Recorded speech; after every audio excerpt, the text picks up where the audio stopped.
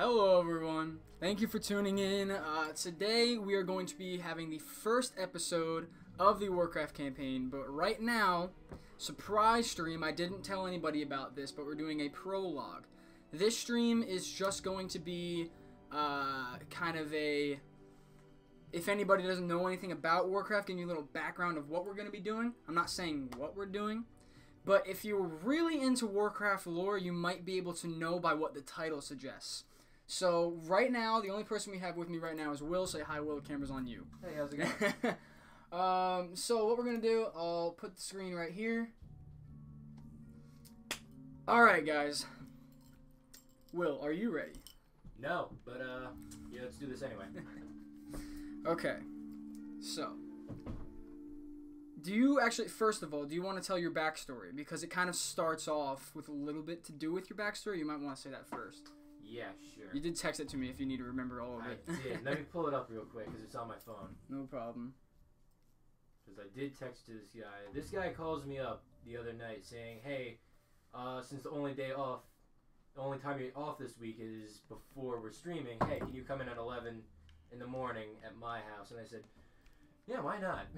Yes, Shadow, it is the Logitech mouse. Alright. Okay. My character's name is John Great John Dundarian. The backstory is John Dundarian, known by his colleagues and allies as Great John, was a fierce warrior who lost his family during a small skirmish between Horde and Alliance forces as a young man. Since then, he used what little mining and blacksmithing knowledge he knew to forge his own weaponry and armor to hunt down and kill those responsible for his family's death, whether it be Horde general or Alliance commander. He shows little to no emotion as he fights as he deems he has nothing left to lose during battle. Alright. That's just a short summary of what my character is. So, as of right now, I'm going to switch to this camera. Give me one sec because I'll take that one off. Right now, where you are, you're in the middle of the trade district of Stormwind City, right? Right. You wake up to the sound of screaming and smell of smoke. You jump out of bed, and looking out your window, you see fiery skies and dead citizens all over the street. Roll to see if you know where your family is.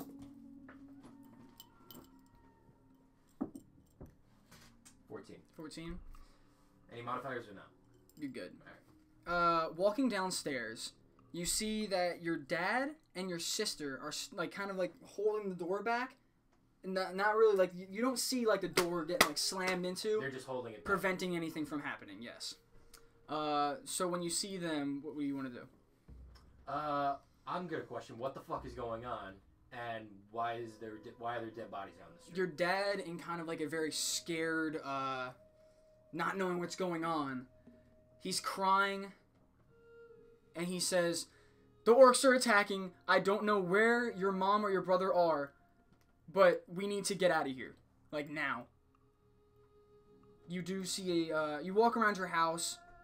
You don't remember where your dad hid all of the armor, so you could ask him where that is. But what do you want to do before you leave?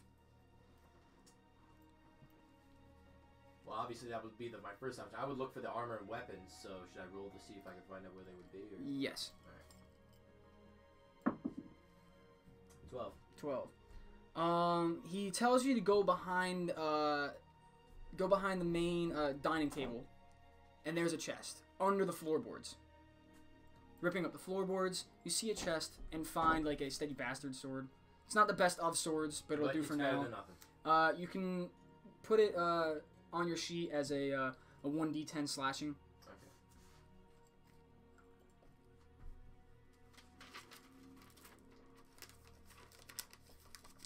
He also does take some breastplates off the wall. Sadly, he only has one helmet from when he was a Stormwind Knight, and he gives it to you.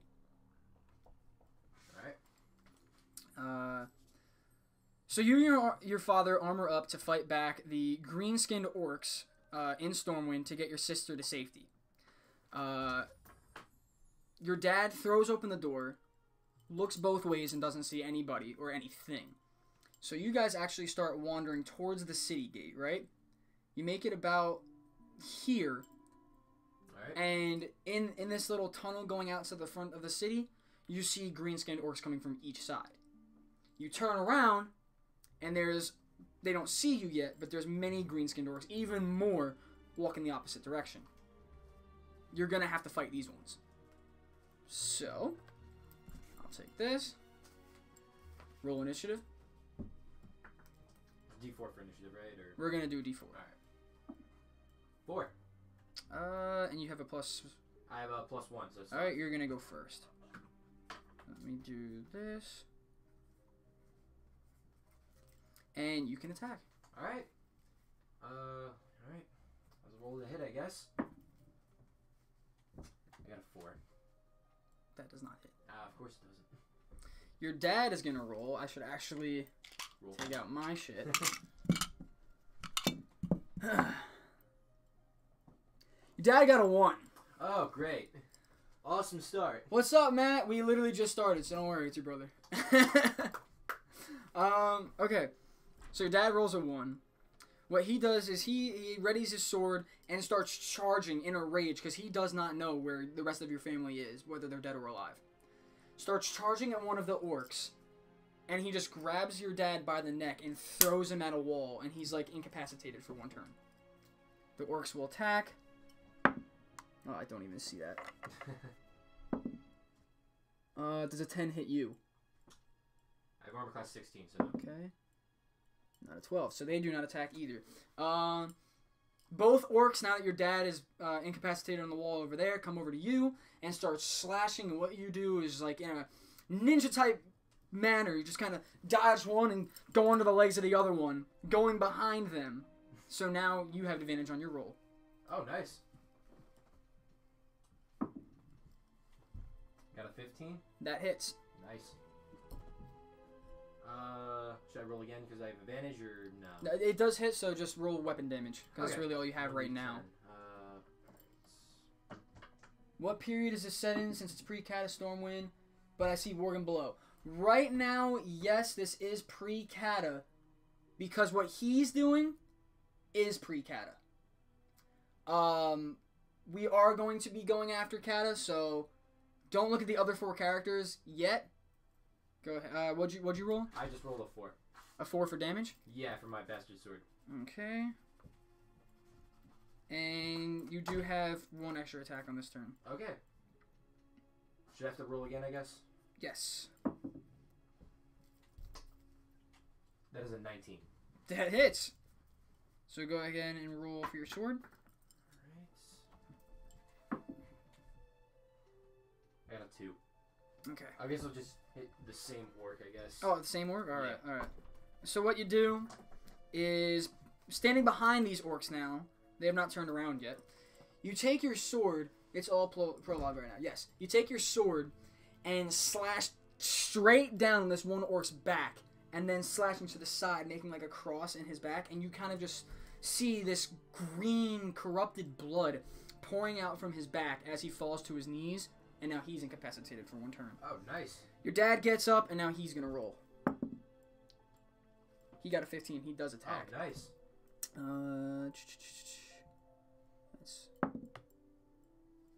Dad did 9 damage to 1. Oh, nice. Even more pissed off than before. He charges at the one orc that you haven't attacked yet, jumping onto its back and stabbing right into his neck. He's literally on the brink of his life, on the ground, kind of like struggling to, like, he dropped his sword trying to reach it, but he's still holding on. Since they're both incapacitated, you can go again. Nice. Excuse me. I got a 5. 5 does not hit. Of course. Your dad can go. Dad got a 10, that just hits. Oh, barely? Once again, he got an 11 now. He's pissed. He goes to the one that you were attacking. Well, the one that you attacked is already on its knees, bleeding out. Your dad just walks up and says, "This is for Martha." Right into his neck. And just cutting back and forth, decapitating the orc. And he walks over to the other one with the fucking orc's head still on the sword and says, "This one's for my son." Right in the skull, right between the eyes. And he just looks at you and says, "Still got it, don't I?" I would say Dad does still have it. Now, the orcs that were on the other side of the city actually back here heard all the commotion and start charging over. Before you guys have a chance to react, one of them knocks you out of the way, right? Hits you against the wall, and you're asleep. Waking up, you see your father was ganged up on by 3 orcs, 2 of which skewered him in the chest. The other approaching your sister. You lunge forward to stop the 3rd orc, but you are stopped as a large brown orc on a wolf grabs you by the throat. Strangling and strangling. Your eyes start to close, and you can faintly see the orcs approach your sister. Screams of pain and terror as you draw your last breath. You are dead. Oh, shit. Now you do not know where you are, but you hear the sound of a horn. You open your eyes, and you're on the ground, wondering, I thought I was dead. Looking up, you don't know where you are, but you're cold, and this experience, a bodily feeling in which you're unfamiliar, right? Fully aware of your surroundings, your eyes are wide open. You watch as 3 Valkyr fly over your head into the distance, onto another platform of this building. You stand up, and see a tall figure in black, skull-filled plate armor, holding a frost-ridden blade. It's the Lich King. Oh shit, really? I was trying this one all day yesterday. I can't perfect it. All that I am, anger, cruelty, vengeance, I bestow upon you. I don't even know if it's good. My chosen knight, I have granted you immortality, so that you may herald in a new, dark age for the Scourge. Gaze upon the lands below us. The Lich King kind of takes his blade. Arthas! Yes! He takes his blade and gestures to the balcony. You realize the building is a floating necropolis. Looking over, he says, I need water after this one. The Scarlet Crusade scurries to undo my work. With lights Hope Jappel stands defiantly against us, a blemish upon these plague lands. They must all be shown the price of their defiance. You will become my force of retribution. You will tread down, and doom will follow. Go now and claim your destiny, Death Knight. Give me a minute. I had a second water, but I don't know where it went. Alright. You turn around to see inside of the necropolis. You see a tall figure in like this bluish, not as dark as the Lich King's, but like a blue frost armor. So what do you want to do? I guess I'll approach him and figure out what exactly happens now. Alright. So you walk into the necropolis. I'm actually going to change, this is the map you're on now. Okay. Goddamn LOL your throat. Exactly. Whew! Where am I? Alright. So you walk into the necropolis and you walk up to this man. You don't know his name yet. Before he even notices you, you see him looking off at like an acolyte, right? Useless. He channels a cast on the acolyte, kind of asphyxiating him in the air. Like kind of just like the Force type of thing. Yeah, so like choking him until he falls to his knees, and his flesh kind of like immediately just falls off the bone and disintegrates into the ground, and there's just bone left. Jesus Christ. Sounds like fucking Darth Vader. Attack Arthas, maybe invincible drops. Will doesn't play Warcraft, so he probably doesn't know what that means. Okay. He introduces himself and says, I am Instructor Vesuvius.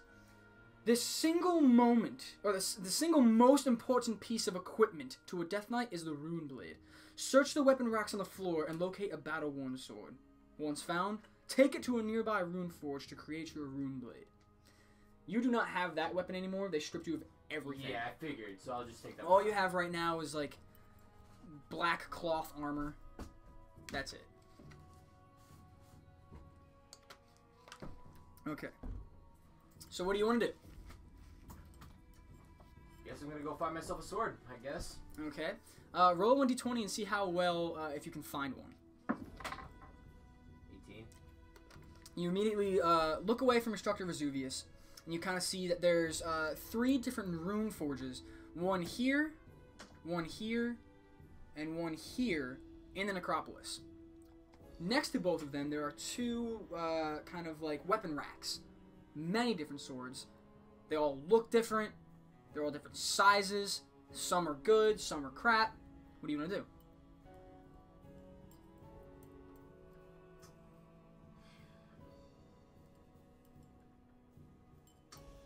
Well, this is my guys. I'm just gonna see if I can find the biggest 2-handed sword I can find. Okay. So, Once again, roll a 1d20. see how. Got a 1. You got a 1. Alright, well, what I'll do for you. By the way, I'm at the point in typing my lore I've reached the last campaign. Nice, Matt. Alright, what was I gonna say? Fuck. So you walk over.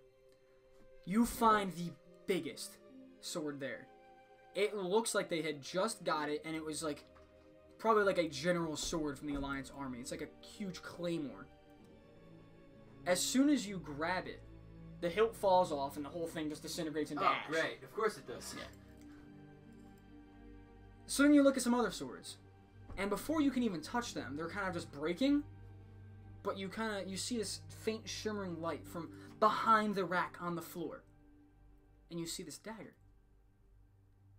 So you kind of like trying to squeeze behind the rack and go to grab it, and it's fine.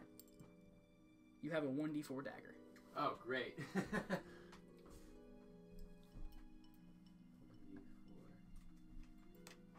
Returning to Vesuvius with what you found, he goes, "That's not a rune blade! Go again!" Roll a 1d20. I got a 7. 7. Walk over to one of the weapon racks, and you do find, it's a fairly rusted, 2-handed sword. You can add it to your weapons. It's a 1d8. Alright. And you can use that for now. You return to Vesuvius. Well done! With your rune blade, you will sow the seeds of chaos and destruction. You can also now rune forge weapons. Put that in your class features. It's like the Death Knight's own version of enchanting, but just for weapons. Just write rune forging. And whenever you want to, if you get a new weapon and you need to rune forge it, let me know. Alright. Forging, alright. The endless hunger for blood will soon take hold of you, Death Knight. I will give you the key to your salvation. Use it to free an unworthy initiate. Allow them to equip their gear for a fair fight. Kill and the pain will release. Fail and suffer for eternity. So, right now, you guys were standing right about here by this rune forge, and the pit with all the unworthy initiates is over here. What do you want to do?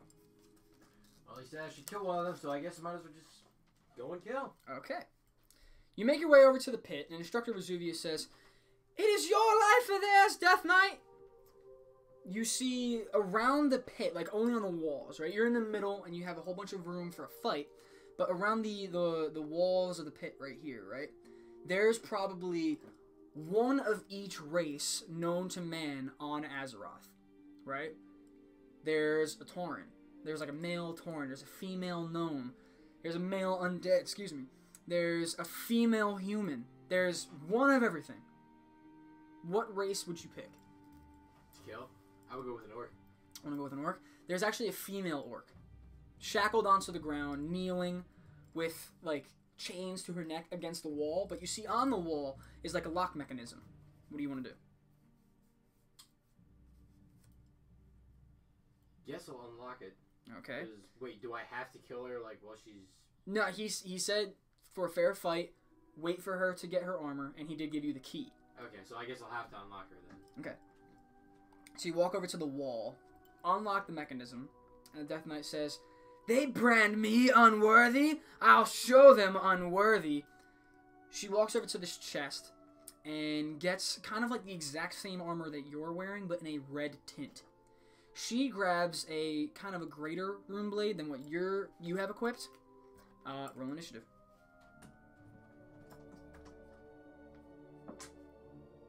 I got a 2. That does not hit. Actually, give me 1 sec. She's gonna roll. Got a 6 and does not hit.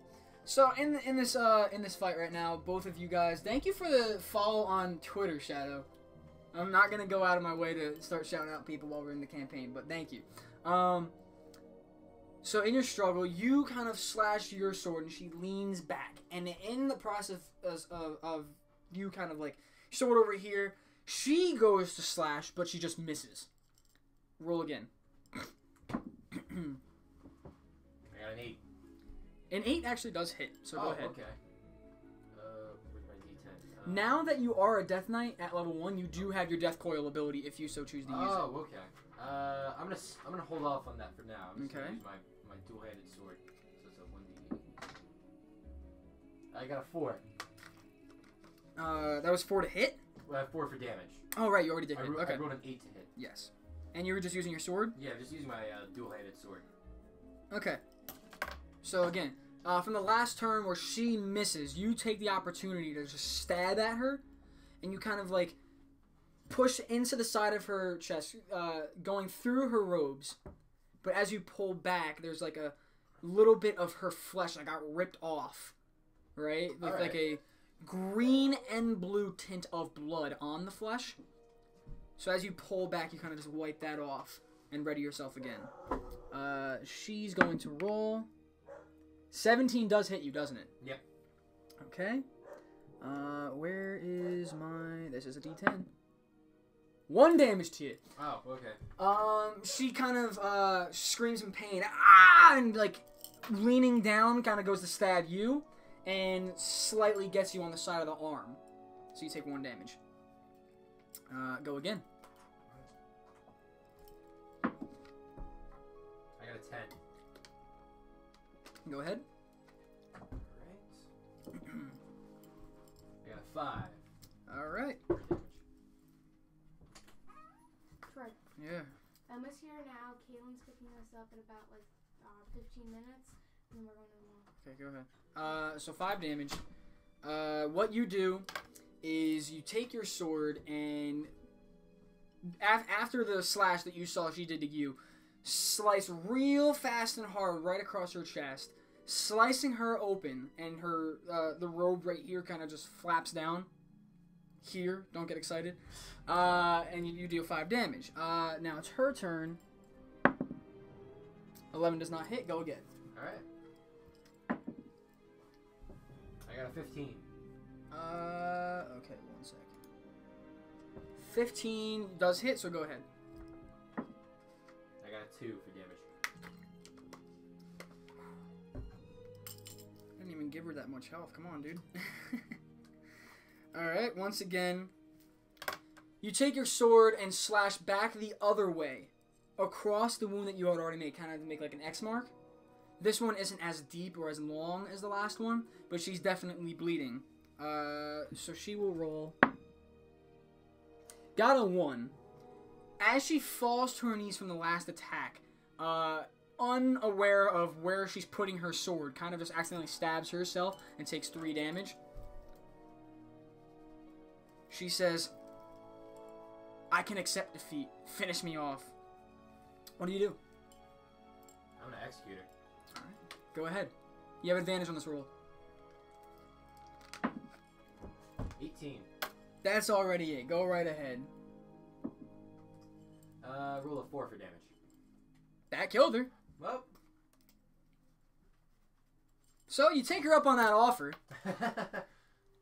You take your sword, kind of like flipping it so it's facing downward, and just stab right into her neck as she falls to the ground. After you kill her, what do you want to do? I'm gonna look back at what I forget that guy's name. Instructor Resuvius. Yeah, I'm gonna look at Instructor Resuvius and say, "You told me to kill, and I killed." He kind of gestures you to come back to him, so you walk up the stairs, around, and meet up with Resuvius. As expected, my chosen Death Knight has triumphed. You are ready. Report back to the Lich King. You see, back on the balcony over here where you first met him, do you want to walk back, or do you want to do something before that? Is it possible to see if I can find a better weapon, or is that No, because the weapons that they have are limited for the other Death Knights. But what you can do is, since you have Rune Forging, go over to the Rune Forge and see what you can do. Okay. With the weapon you have. Alright, I have that dual-handed sword, like I said, but it does 1d8. It's a 1d8. Roll a 1d20, and I'll tell you how good your Rune Forging does. Okay. I got 17. Change, call it Sword of Razor Slice. Sword of Razor Slice?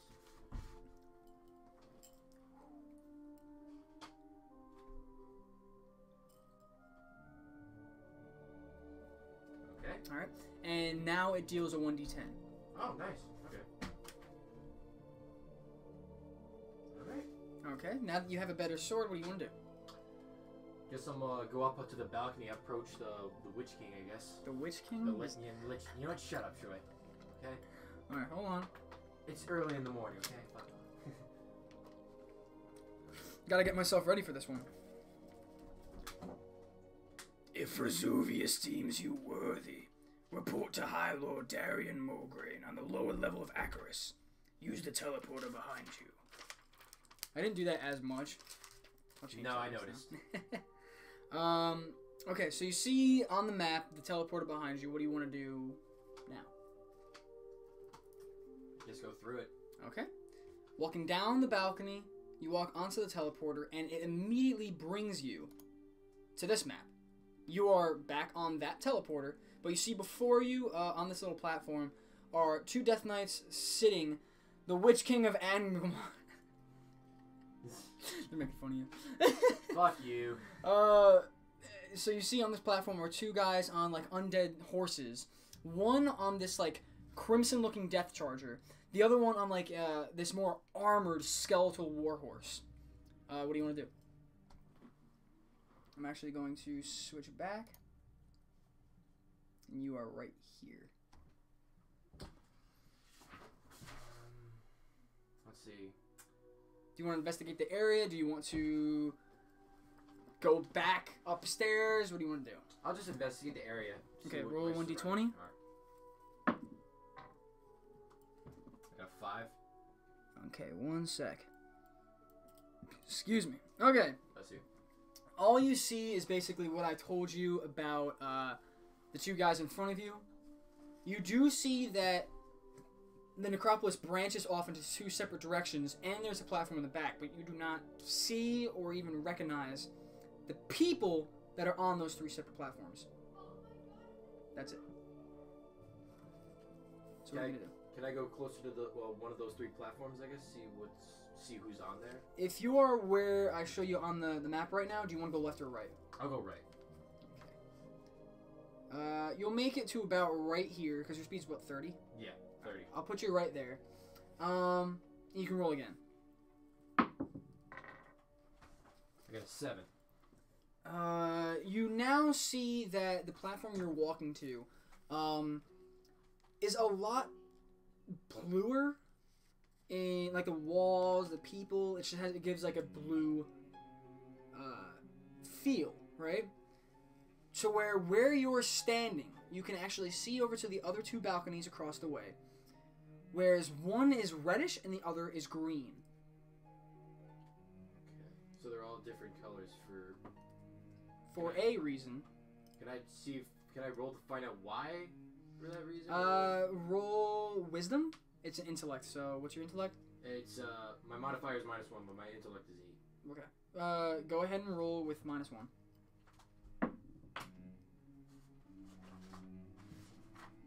Got a 3, so that's a 2. I thought you were gonna say you got a 1. No. What you think it might be is the fact that the red platform, they just killed so many people that the walls are just splattered in blood. Maybe the green platform, they experiment with plague over there, and maybe that's what that is. And then this one's just cold.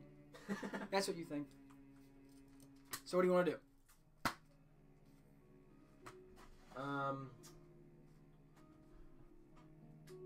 Well, you said there was a couple of Death Knights just sitting over by the teleporter, right? On the main platform in the middle. I guess, should I go over to them, see what... Is that what you want to do? I guess so, yeah. Okay. So you're actually going to make your way back towards the front and down here. And you meet up with High Lord Darian Mograine. And as you approach, he said, "The horns of winter will soon echo across this land, waking the dead and calling forth the Scourge war machine. The march upon New Avalon begins now, champion," accompanied by Baron Rivendare to his side. High Lord Darian Mograine calls upon the mighty armies of the Scourge by blowing a Valkyr horn. You see probably 4 Valkyr in each... these things right here on the map, if you look down, you can see below you, right? And 4 Valkyr from each of these little breaks in the ground rise up and fly towards the balcony up to the Lynch King. Mograine says, "Champion, I need you to report to Commander Thalinar at the balcony of Acheris. Suffer well, brother." And you hear like a kind of a scream from the balcony. "Over here, Death Knight," as Thalinar yells to you. What do you want to do? Go towards the call, I guess. Okay.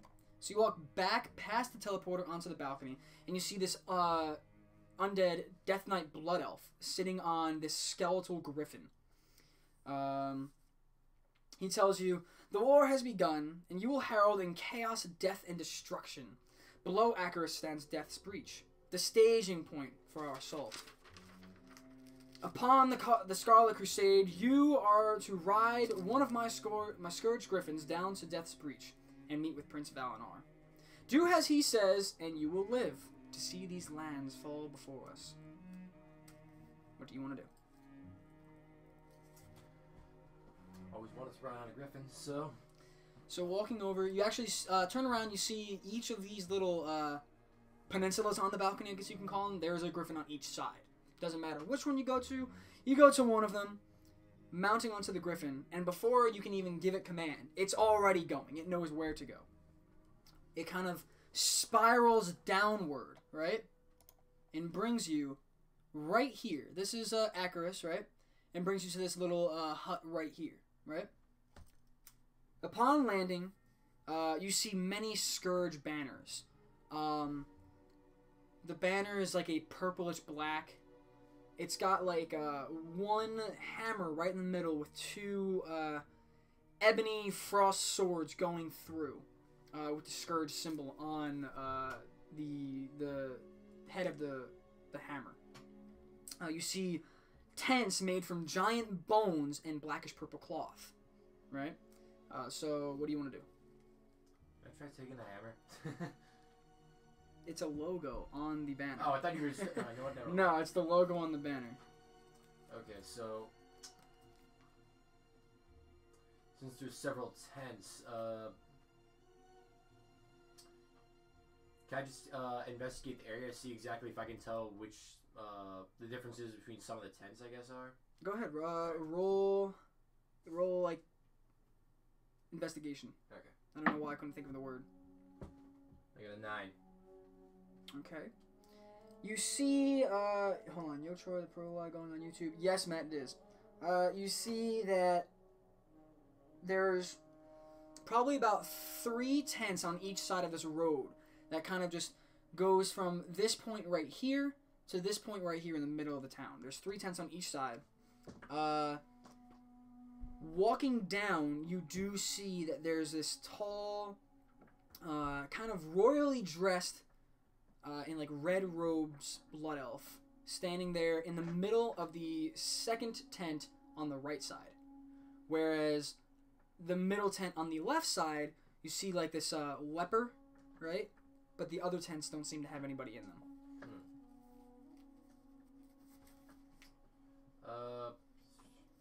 I'll go to the middle tent on the right. You said On the right side. The right side, yeah. Yes. So you approach, and he introduces himself as Prince Valinor. He pauses and says, "Do you smell it?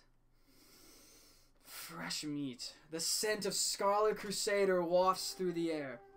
Apologies, you don't want to hear about my choices of fine cuisine. Go to the front lines south of here and destroy the Scarlet Crusaders. Leave their corpses. They will be of use to us. More importantly, kill those fleeing villagers." Valinor asks you to kill 5 Scarlet Crusaders and 5 villagers down below in the Scarlet training grounds, I guess you could call it. So what do you want to do? You can either go do that right now for him, walk around the camp a little bit. Doesn't matter. It's up to you. I'll just walk around the camp a little bit, see what else is there to Okay, now discover. now that you've gone a good length into the camp, if you want to roll investigation one more time. I got a 10. 10? Okay, now you see behind the tents on the left side, you can see that there's a stretch of land not too far that kind of like dips down. So you walk over, looking down, you see the training grounds stretch for probably a mile in each direction. You see that there are skeletal archers lined up on the side that are either shooting down at the Crusaders or up at their Griffin Riders. You see that there's a pit to your left where there is a pretty big Valkyr battle maiden and one man dressed in like blue robes at this little pedestal with candles of different colors, books, bones on the sides. What do you want to do? Could I see if I could discover who that man on the pedestal with all the candles and the bones is? If you want to do a wisdom check or intelligence, whichever. Technically in my campaign, wisdom and intelligence are the exact same. Yeah. So go ahead and roll that. That's a -1 modifier too. Got a 3, so that's actually a 2. Alright. What you think he might be is your father reincarnated. So you walk over and you say, "Father!" And he looks at you and says, "Fuck off with you!" As expected. I don't think he's your father. You think? So what do you want to do? And he's in our camp, right? Mm-hmm. Okay, so well, since it was my dumbass that asked him that question, should I just turn around, walk, and just I guess head to the battlefield and start killing, because that's what he said I had to do, right? Alright. So of course I I'm done just looking through the switch camp. back. But you are going to, from here, walk down this way, past the mine into the battlefield, right? This whole area right here is the battlefield. You don't want to go over here because this is their, like, city. That's New Avalon. That is the city. So I wouldn't trust that far. But right now you're about right here by the mine. As you walk down, 2 Scarlet Crusaders see you and start to walk, then run towards you.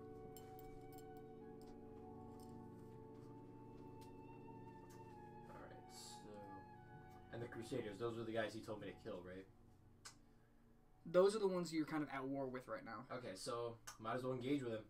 So Okay. I guess I'll draw my sword and say, "Bring it, motherfucker." Alright, roll initiative. Alright, initiative is... I got a 2 for initiative. Okay, and that's plus... Oh no, that's with my That's your modifier. 2? Yeah. Okay, then... Wow. They both got 4. They will go first. Okay then. Okay. 5 does not hit you. 10 does not hit you. You Nope. can go ahead. I got a 20. Alright, double damage. That's the first nat 20. Alright. Just so you guys know, anybody who is watching that is either subscribed, wants to subscribe, right now the emotes that I have, I don't know if I actually still have them or the new ones got approved. No, the new ones have not gotten approved yet. I changed them and hopefully... Oh, you're in the chat. Hopefully they will... Yes, he got a 20. Hopefully they will be here in the next few days. They're literally just a red 20 die, red 1 die, and then the Nerd Summary logo. So if you regularly subscribe, you will have the 20. If you do a 2-tier sub, you'll have the 1. If you do a 3-tier, you will have the Nerd Summary logo. Just letting you guys know. Go ahead and roll for damage. Alright. Doubled. I rolled a 4, so that's 8. 8 damage. So as they run up to you, you kind of, the one on the left puts his sword out right, while the one on the right puts his sword out left, and go to slash you. You kind of just duck under, turn around, and stab one right in the back, right through his chest. And he falls to his knees. Do I roll again, I guess? Give me 1 sec, because I'm horrible at math. There we go. With that, they turn around. No. 17 hits, right? Yeah, 17 does hit.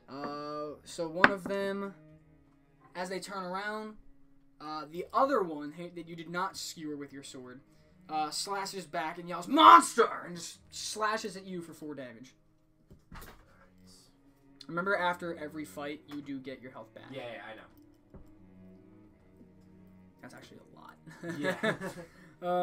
For considering how much health I have, yeah, that's quite a lot.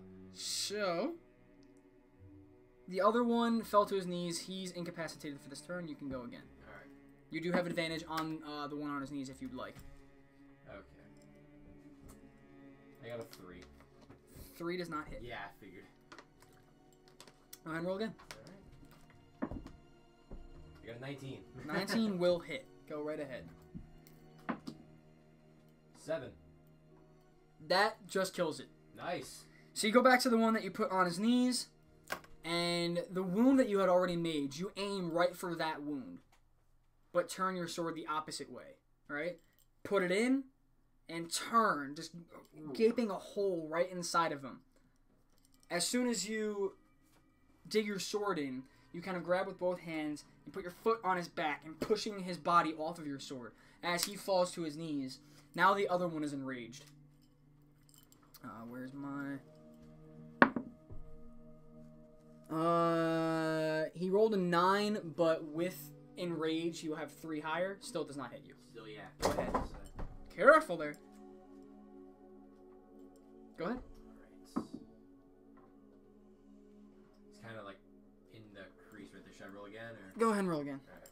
They were probably both shitty rolls, right? It was a 6 and a 9. I got a 15. 15 will hit, so you go right ahead. Alright. 8. 8 damage? Yeah. Okay. 8 damage. Always remember, you do have Death Coil if you so choose to use it. Yeah. Okay. You... As the other enraged Scarlet Crusader that's still alive looks at you in his enrage and misses his last attack, you lunge forward, going right into kind of like his shoulder blade with the tip of your sword. And because of like the blood from the last guy like entering him, he has like an infection wound now, right? So he kind of grabs his one arm and wields his two-hander as like a one-hander now, and he's kind of like swinging it back and forth. But he will roll with a disadvantage. 10 does not hit you. Nope. Go ahead. 15. 15 will hit. Go ahead. I guess I'll use Death Coil. Okay. Because it looks like he's on the brink of death, and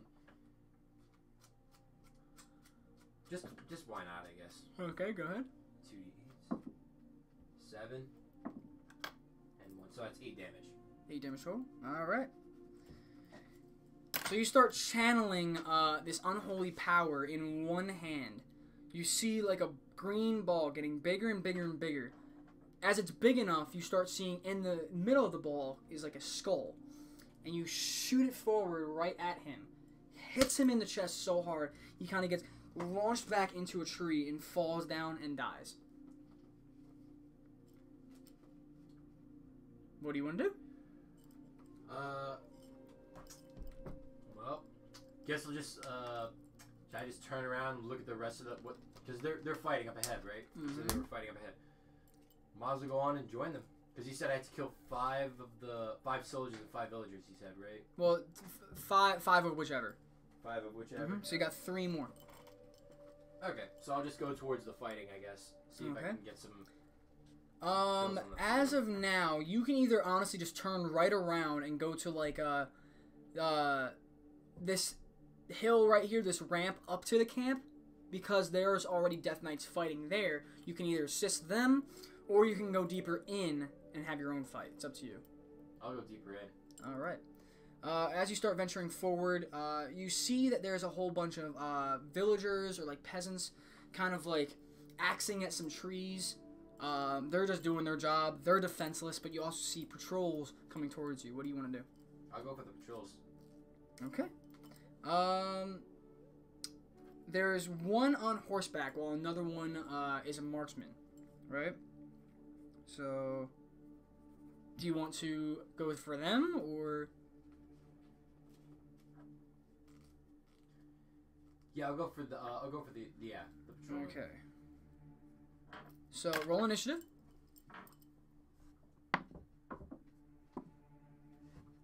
I got a 2 total. Okay. You did have the highest one, so what you can do is you can charge at them first. Do you want to go for the knight on horseback or the marksman? The marksman. Obviously. All right. So go ahead. I got a 9. 9 hits the marksman, so go ahead and roll for damage. Okay. I'll hit him with my sword. Do me a favor. Right behind you, turn that fan on. The one that's all the way down. Push it up. There you go. I got a 5 for damage. 5 for damage. You want to open a window or something like that? Or? We could. Let's see how the fan works first. Okay. And now it is their turns to roll. Knight does not hit, but the marksman does. In the rage of you attacking the marksman, he kind of takes a jump back, aims his rifle, and shoots. And he will deal. Where's my? Oh, there we go. 5 damage. First shot, half health. Damn. Yeah. All right, now you can go again. All right. That's a 15. That hits. Which one do you want to attack? Marksman again. All right, go ahead.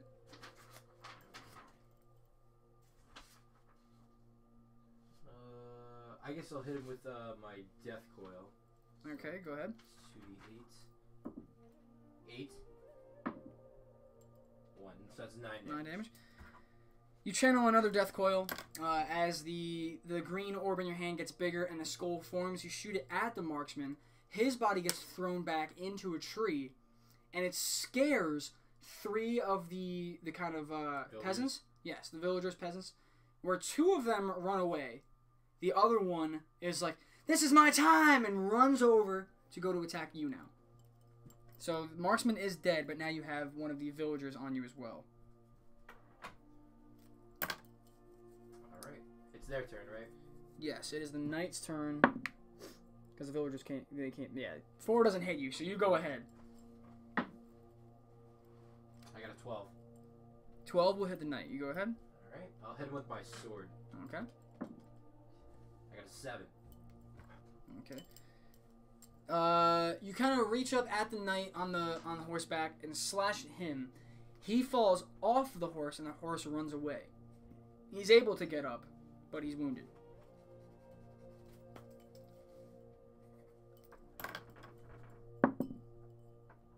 He got a 20.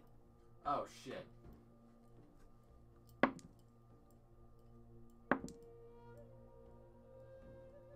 He did 22 damage to you. I'm dead. All right. You just killed me. Yep.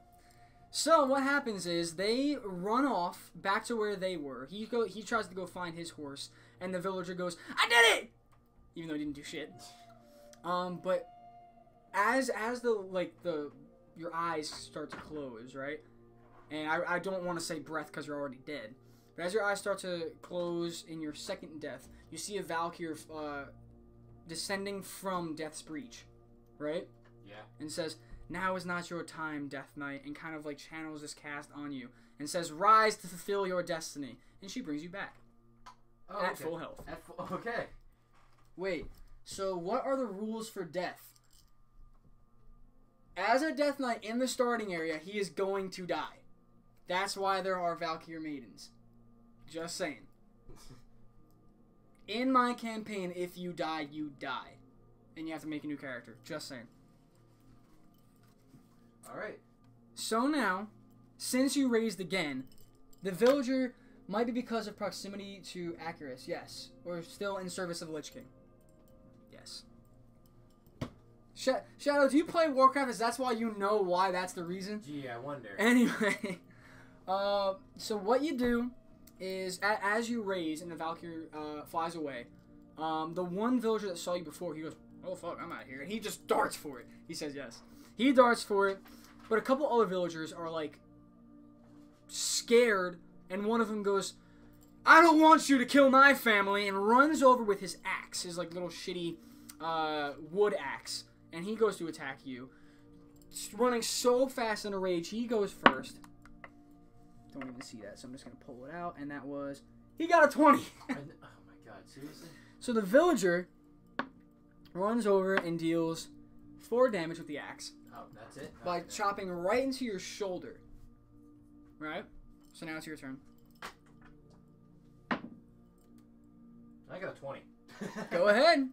Can I like look at the villager at close range, like fire death coil? Go right Yeah, ahead. alright then. And since it's close range, you can have advantage on it too. Oh, really? Okay. I got a 5. 5 and a 7, that's 12. So should I roll again, Yep. I guess? 7. That was 7 and 2, so that's 9. So I'll go with So I'll 12? go with the 12, yeah. Okay. And that's doubled, so... You, should I just look yes, at you him did like straight 24. You killed him 4 times over.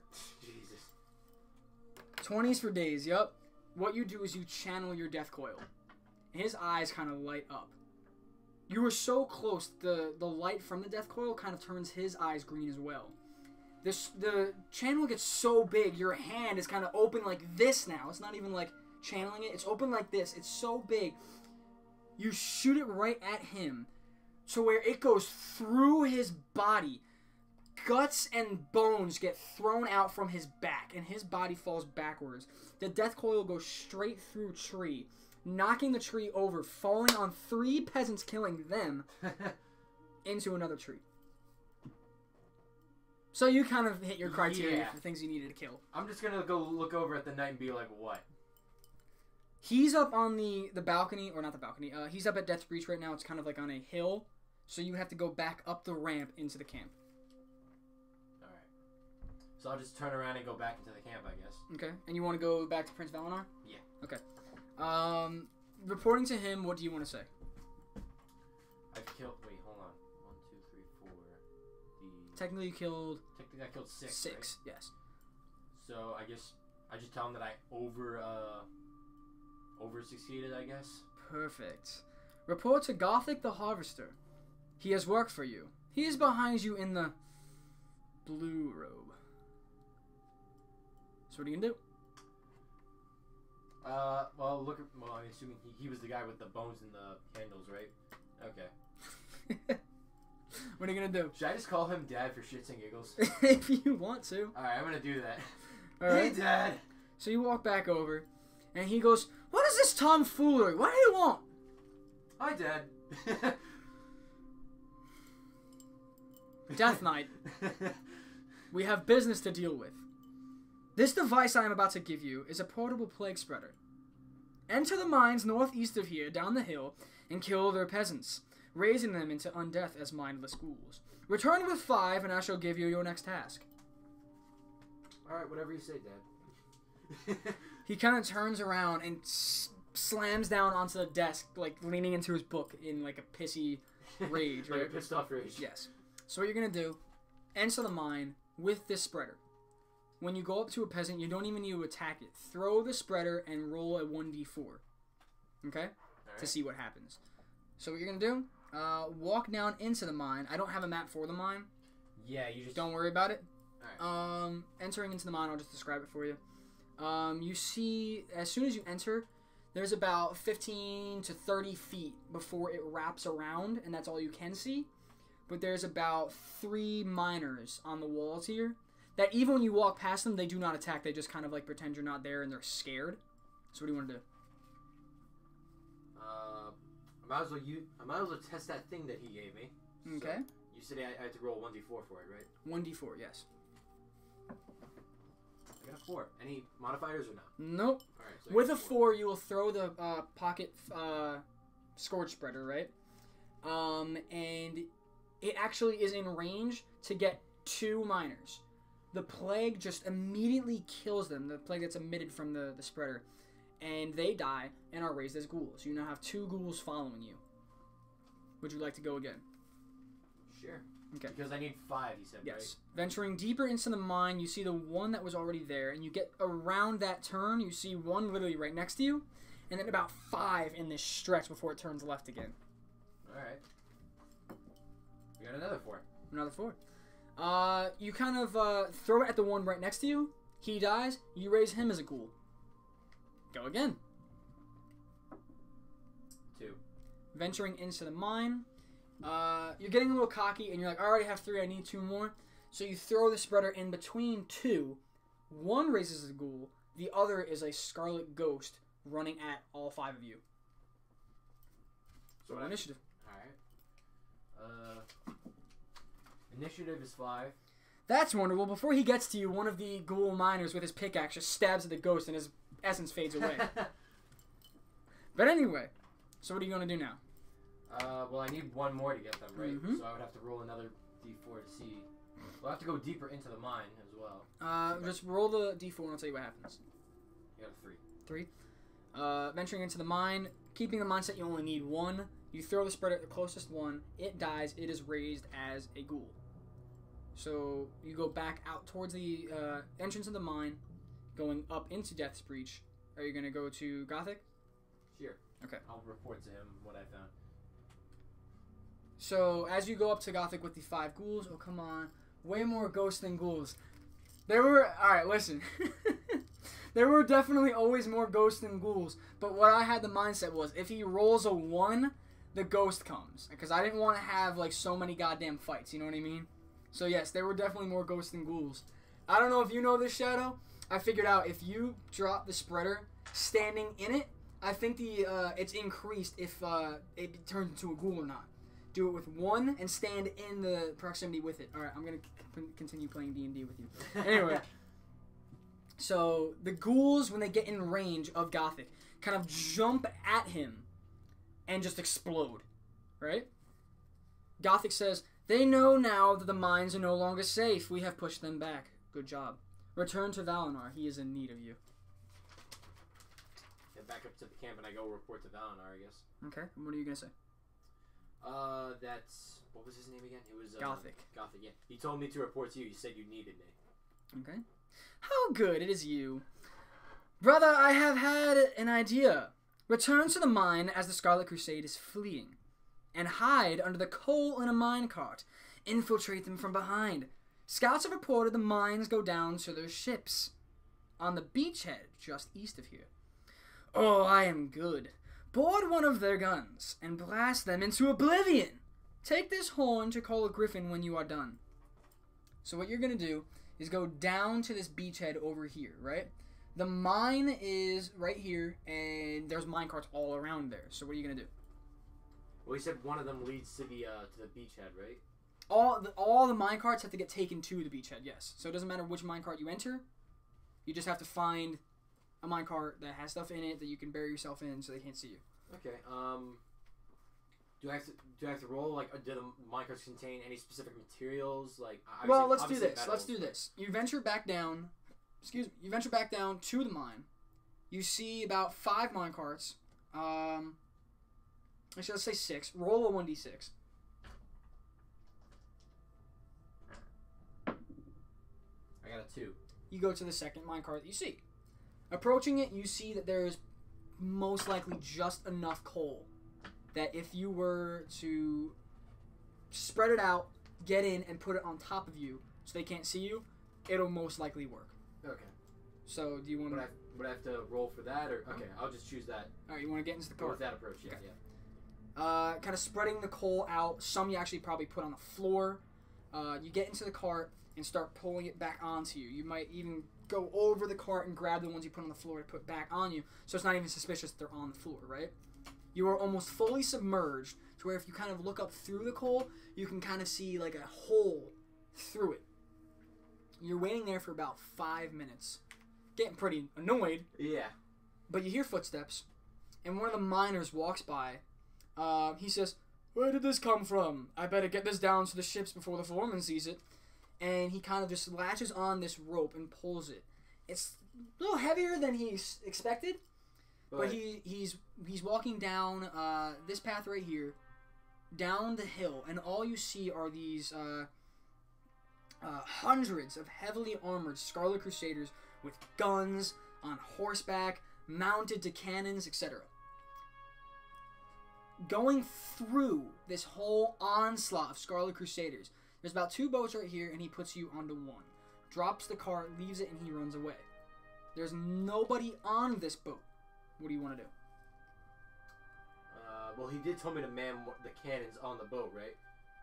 So, do I have to roll to see if I can force myself out of underneath the coal or anything like that? Well, yeah. See how roll a 1d20 and see how you fare getting out of the coal.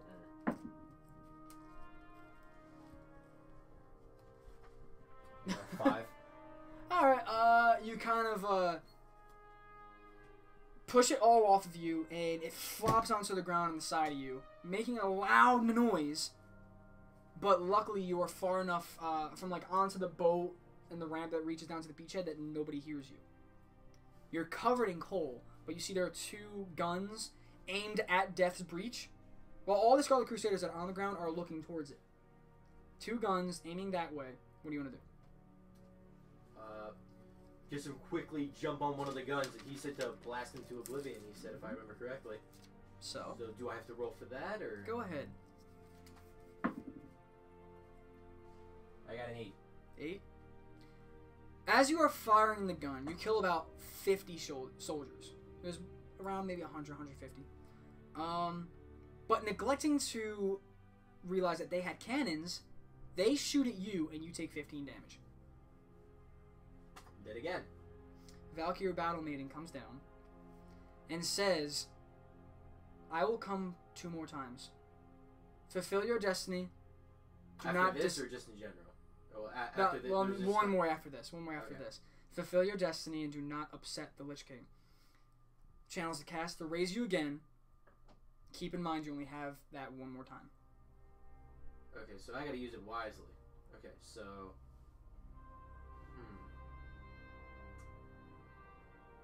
Is there any way where I could, like, is there, like, any way I could, use the cannons and put, like, set it to a timer or something like that, so, like, I could arm it and shoot it, but I would have time to get off the ship or something like that? Roll a 1d20.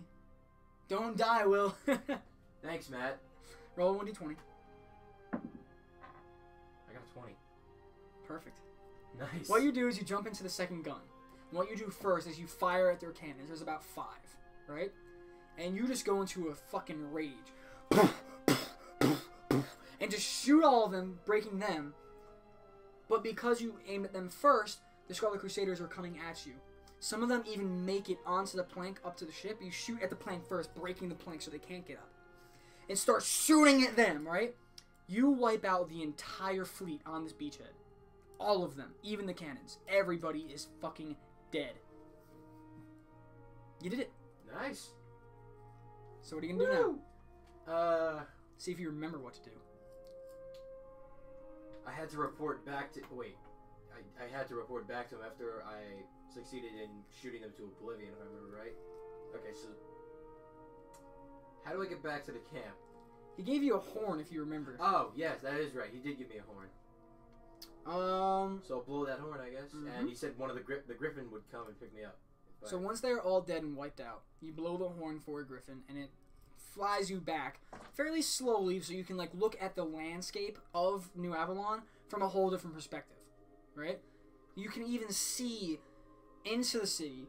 That you see there on the right side of it is this whole other branch or district of the city, right?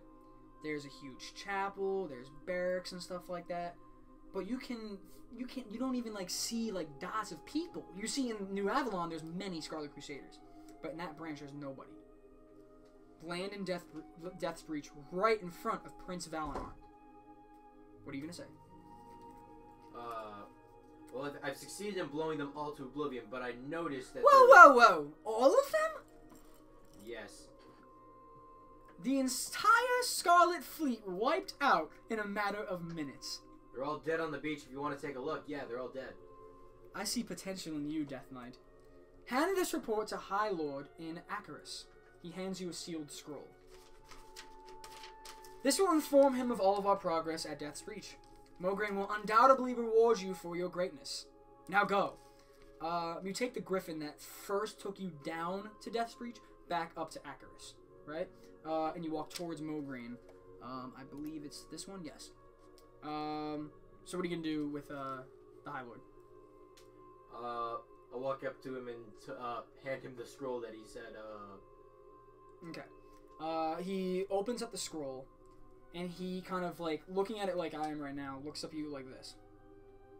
The entire fleet? Such power in one. I have not seen it in years since my father wielded... Never mind. Yes, your commendation, lest I forget. He gives you 50 gold and 150 experience. Alright. We're making good time, because like I told you, you were getting rewarded halfway, and at the end, that was an hour. Oh, so hopefully okay. we do good time that I can add a little more to later. Do you want to take a quick break then? Do like 5-10 minutes? Sure. Alright. So guys, we will be back to do the second half of the prologue. We're just going to get food real quick, and we will be back. So I will keep this... I do need a, like a break screen. We're going to keep it right here, and we will be back.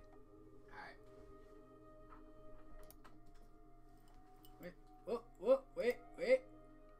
Where's my mic? There it is.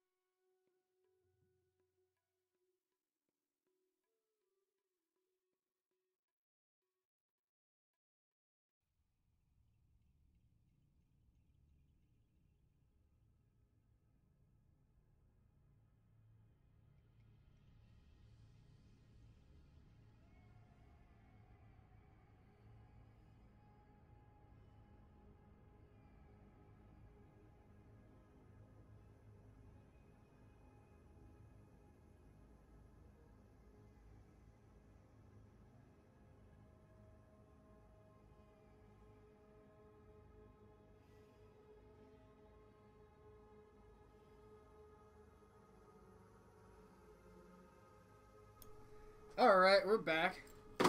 Nice. Thanks. I gotta wash some shit off my hand real quick. Hold on. Alright. So, continuing from where you left off. Let me see where you were. Yeah, so you flew back to Prince Valinor, right? And that's it? Yep. Or no. No, he looked at me and said, I see great potential in you. And You got your 50 gold. yeah, he gave me 50 gold Yes. and 150 experience. Okay. So now he tells you, return back to Valinor for your next task, champion. Once again, you will take your griffin back down to Death's Breach.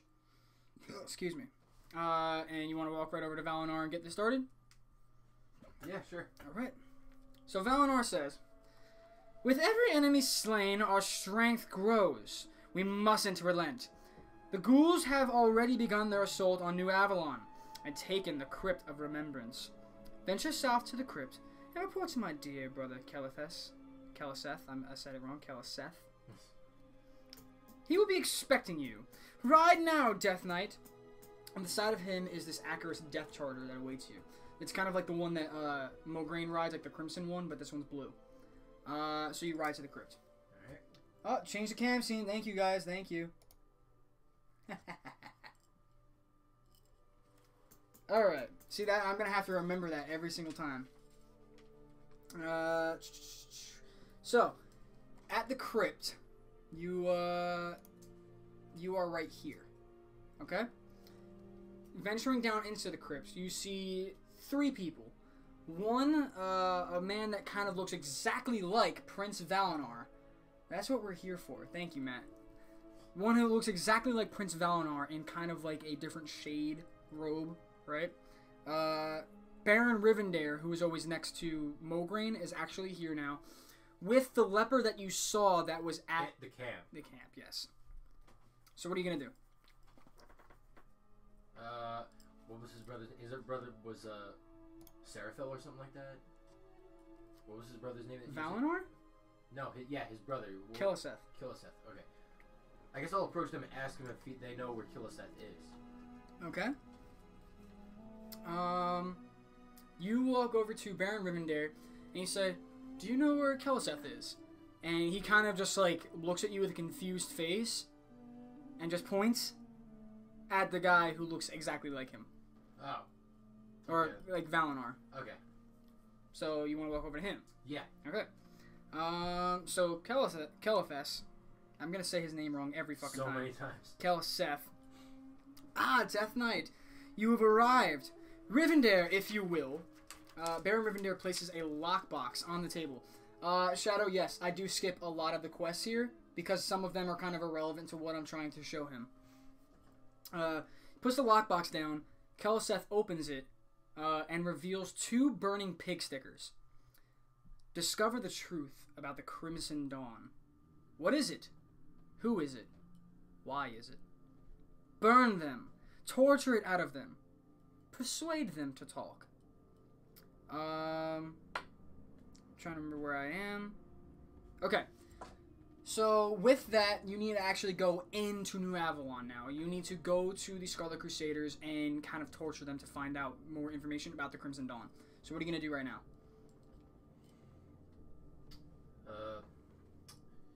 It is, I know. What?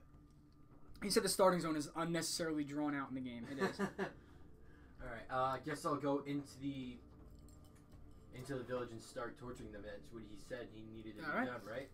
Once you get past this line of barriers right here, these tall towers, roll a 1d20 and see what you can find. 19. 19. See, right in between the towers, this road right here and this road right here, there are ghouls, skeletons, and even some skeletal griffins fighting the Scarlet Crusade right at the gates. But they pay no attention to you as you walk right past because they're already in a fight. As you get in, Scarlet Crusaders see that you've made it past the lines, and 2 start coming towards you. One of them actually decides that he sees that they're breaking through the wall on another section. He runs over there, and you only have to deal with the one. Alright. So roll initiative. Alright, initiative is 5. All right. Definitely going first. Okay. Go ahead. I got an 18. All right. To attack, right? Yeah. Yes. Go ahead. Guess I'll just use my sword. Well, right now you have the pig stickers. I forgot to mention the pig stickers. Deal. I'm trying to figure a good. Do 2d8 because you have to. And what are they called? Pig stickers. Pig stickers. Okay.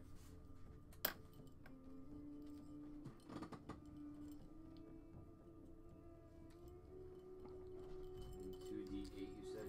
Yep. Okay. And you can attack first. Roll it with 2d8. Okay. So I guess I'll use the. That's a weird name for pig stickers. That's a little weird. That's what they're called. Yeah, whatever. Alright, just saying, it's a little weird. Alright, I guess I'll just use them. So it's 2d8. It's a 4. And a 4. Alright, that's an 8. Alright. Dealing 8 damage to Scarlet Crusader. What are you going to ask? He said I had to find the shit. God damn it. Not free. You gotta remember, Crimson Dawn.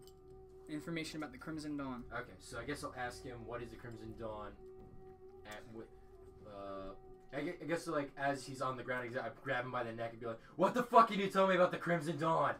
You kind of like are stabbing him with the burning end of the pig stickers, and he says, "Ah, the pain! It's unbearable! Almost as bad as the lashings in grammar school." And he gets up and he's attacking you as well, right? He's going to miss. He gets up and just slashes and misses. So now you can go again. Okay. I got a 16. Go ahead, that hits. Alright. Guess I'll use the pig stickers again. So it's 2d8. 3. 5, 2. So that's 5. Alright.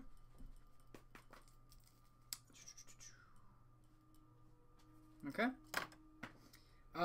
He's going to try one more time to attack you, and misses again. So go ahead. Alright. I got a 12. That will hit. Alright. Let's see. I'm trying to think. He's on the brink of his life, so would you like to try and ask again? Yeah, I'll just try and ask again. So go ahead. I'm gonna ask one more time. What the hell can you tell me about the Crimson Death? Crimson Dawn. Shut up. Crimson He Dawn. says, "Bastard, you singed my last tabard." He's not saying anything. Alright, your choice. No problem, Matt. So I guess you just use 1d8 for my sword, I guess. Well, you don't have your sword on. You have to use the pig stick. Oh, so I have to use. Okay. Alright. The Crimson Dawn. Shut up. I'm like running off of almost no sleep. Although I imagine you are too. I am. Alright, I rolled a 9 for damage. Alright. He's dead right before you. A Scarlet Priestess walks right by.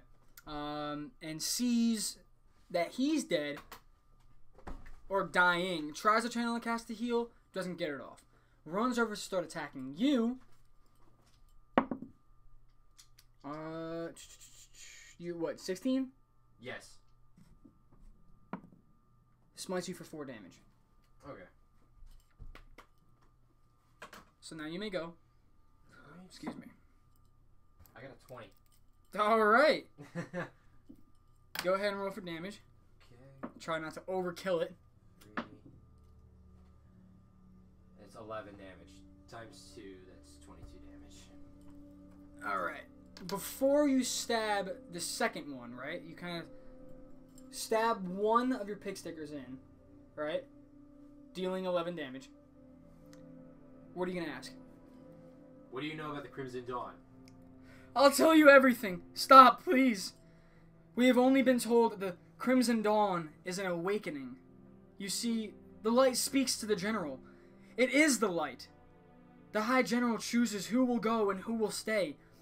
There is nothing else. You must believe me. Do you believe him? I'll take your word. I'll take your word for it so far, and I'll stab him again. You kill him? Well, I'm gonna see if I can interrogate anyone else to see if his story is genuine. right as you go to stab the other one, he says, "No, please!" And you kind of just wait for a second, and he says, "There's one more thing. A courier comes soon from Hearthglen." And he kind of just dies from the burn wound. First one. From the first one, yep.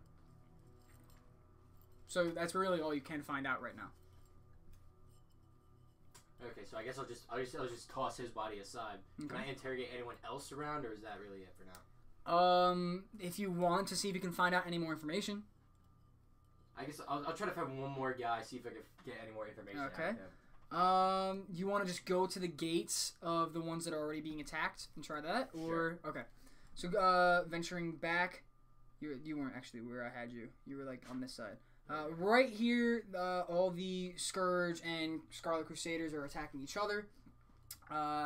You pick one out, right? You have advantage because you're going from behind. Okay. So go ahead. Okay. You can keep your initiative from the last fight. Roll a 5.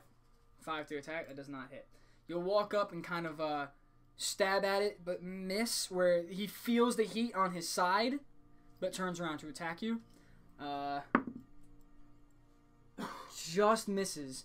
He'll kind of slash as you lean back, and now it's your turn again. Alright, so I got a 12. That will hit. So go ahead. Alright. That's a 5 and a 3. So that's an 8. 8 damage? Mhm. Alright, go ahead and do your thing. Alright, so I'm gonna stab him with one of them, and before I can ask, I'm gonna just scream in his face. What can you tell me about the Crimson Dawn? He looks at you and says, "You think I'm a fool? I heard everything. You know everything." And he kind of just takes your other one and shoves it into himself to die. Okay then. So,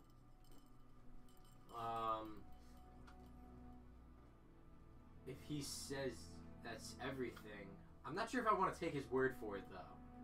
What are you gonna do then? Well, he just killed himself, right? Okay. So, can I see if I can find another person to see if I could torture? Go ahead. Why not? Okay. So, since we're in the middle of a battlefield, I imagine I just grab like the nearest guy like closest to me. And just, Okay. Do I have to Yes. look for initiative again, or? No, you keep the initiative from the last fight. Okay. Roll 1d20 and see how you fare doing that. 19. Okay. You grab the closest Scarlet Crusader that's fighting a ghoul right now by the shoulder, whip him around, and stab him with one. Do me a favor, roll 1d8. Okay. That's a 4. Okay. Stabbing him for 4 damage. Go ahead and ask. What can you tell me about the Crimson Dawn? He looks at the dead bodies of the 3 that you've already killed and sees the singe marks. And he tells you, all we know is it's an awakening. The general, I don't know.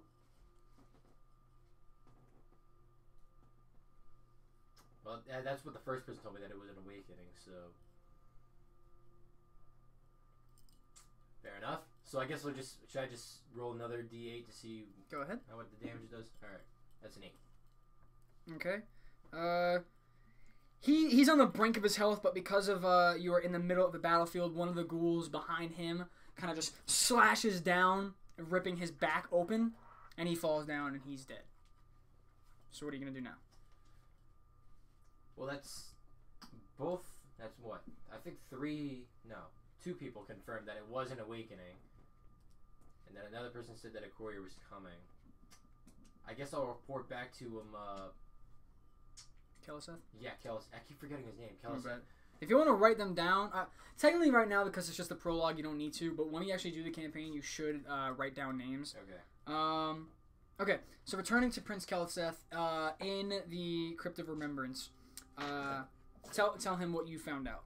Well, I've interrogated 4 people, one of which refused to say anything, 2 of which said that it was an awakening, and one of the 2 also said that a courier would be coming over the next few days. Mm-hmm. An awakening? What nonsense do you speak, boy? Perhaps the courier holds the answers. I have sent Orbaz, Thasarain, and Koltira behind enemy lines. They set up base in a tavern in the southern end of New Avalon. Meet with them for your next move. Meet with Orbaz, and he will give you your next task. So you're at the Crypt of Remembrance right here. He told you to go to the most southern tavern in New Avalon, which is here. Right? Actually, no, I'm sorry, that's not it. It's this one. Okay. So making your way through, the Scourge have already wiped out a good amount of the Scarlet Crusaders here. That you see as you're entering New Avalon now, any remaining Scarlet forces that you see have entered buildings. So they're trying to... You're trying to hide. Yes. You make your way to this this tavern, right? As you like walk through the doorway, somebody grabs you immediately, whips you sideways, holds you to the wall with a dagger, and he's like, "It's one of us, don't worry," and he lets you go. On the first level, all you see is Death Knights, but there is a second level. So what do you want to do? Can I question him asking you, like, are you the ones that Keliseth sent behind enemy lines? Before you even finish, they already know why you're here, and they kind of just point to the second level and the stairs to your right. Okay, so I guess I'll just go up those stairs then. Should I roll for to see like what the surrounding area, or is there not much to really? You can if you want. It's kind of a small tavern, so even a small roll, you'll probably do pretty well with it. So go ahead. I got an 8. Okay. So all you see is there's about, let's say like 6 other Death Knight initiates down here with you. As you walk up the stairs, you do see 3 more armored, taller Death Knights, 2 of which are human, 1 is a Blood Elf.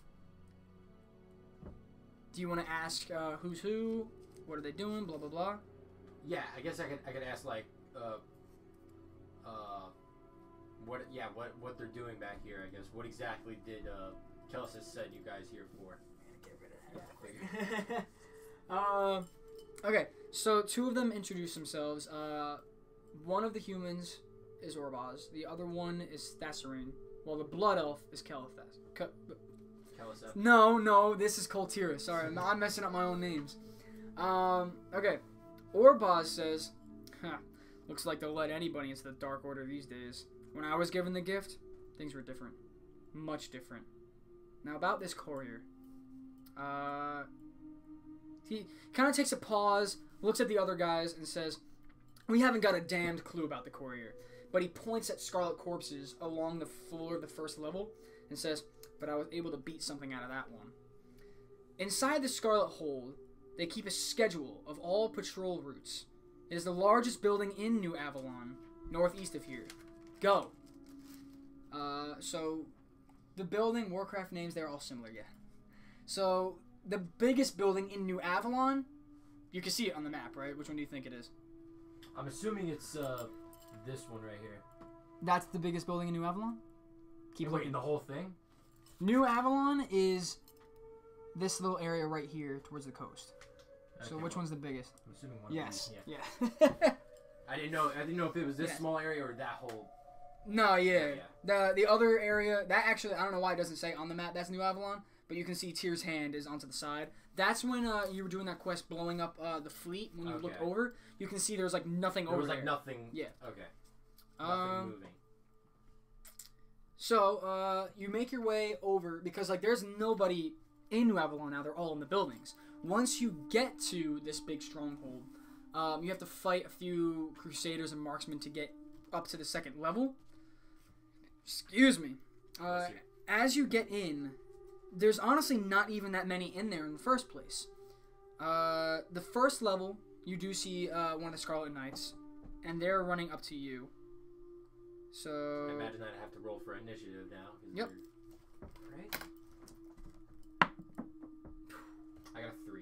Alright, he's gonna go first. Alright. I'm assuming they roll a 4. Missed. He did a miss. Go ahead. The other one didn't get. Wait, the other one didn't go. Or was there's only one right now. Just right now, there's only one. Okay. I rolled a 13. 13. That does hit, so go ahead and roll for damage. You do not have the pick stickers anymore, so you can get rid of them. Yeah, okay. Back to my normal sword. Yep. Sword of razor slice. Whenever I read that, I can't help but think of pizza. Razor slice? Yeah. Oh, okay. Alright, well, not the best roll. I got a 1 on it for damage. For damn. Yeah. Alright. So as he's running towards you, you kind of just hold your sword out like, right? And he kind of stupidly walks into it a little bit, but it only just nicks him, right? And then he's going to roll again. 19. He stabs at you for 2 damage. All right. Stabs back for 2. So you can go again. Okay. That was a bit too hard. I got a 9. 9 to hit? Yeah, 9 Yes. to hit. Go ahead for damage.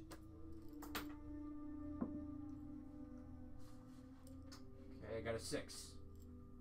6 damage, okay. He's getting pretty low now, but now he's going to go again.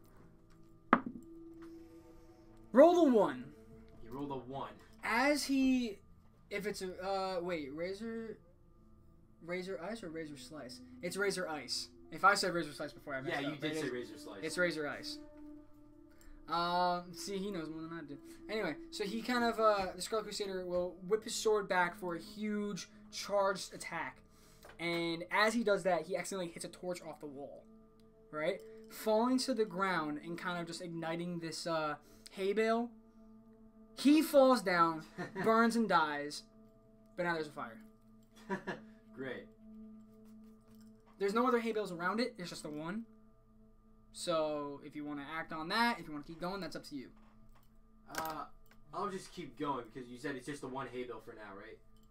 Well, it's just the one haystack that's on fire right now, right? Yes. I guess we'll just keep going. I mean. Okay. So you can see in this this keep that there were 2 separate ways to go, left or right. You can see that each one leads to the same spot, but which direction do you want to go? I'll go left. Okay. Walking through the keep, go left, and there's stairs that go up to George a tower. George will be late too. There's stairs that go up to a tower, or a middle room that goes up to the 2nd floor. Which one do you want to do?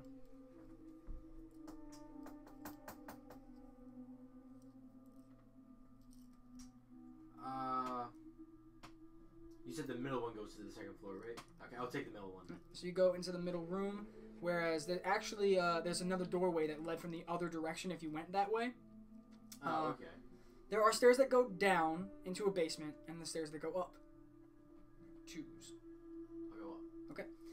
Making your way up, you see this platform that also stretches off to 2 separate directions, where both these directions bring you back to those stairs that go to the tower, or to another level on the 2nd floor. Where are you going to go? I'll go up to the next level on the 2nd floor. Okay.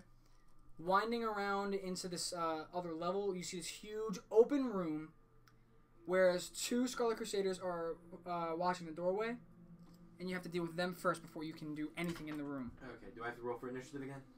You can keep your initiative from the last fight. They will go. That was a... Assuming they were going first. Yep. Okay. Okay. All right. Remember, you have full health again because you might need that. Nope. He did an attack. And he did an attack. All right. Go ahead.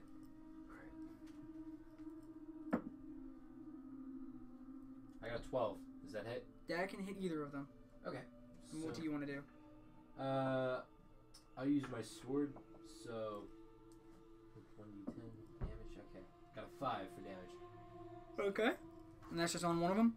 Yeah. Are there any difference between? Is like one an archer, one in like a... They're both just Scarlet Knights. Okay. I'll just... Yeah. There's really no difference then. Oh, yeah. Was that a 20? A 20 and a 1. How ironic. Oh my god. So one of them critically hit, one of them critically failed.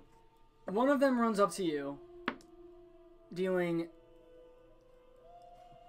A lot of damage, I would imagine. 11 damage. Oh, 12 damage, actually. Sorry, I fuck. fucked up. The other one, in the heat of the battle, kind of, he's running past you, right? One of the torches on the wall kind of lets off an ember that singes his eye. He goes, ah! Slices, kills the other guy, right? You are dead.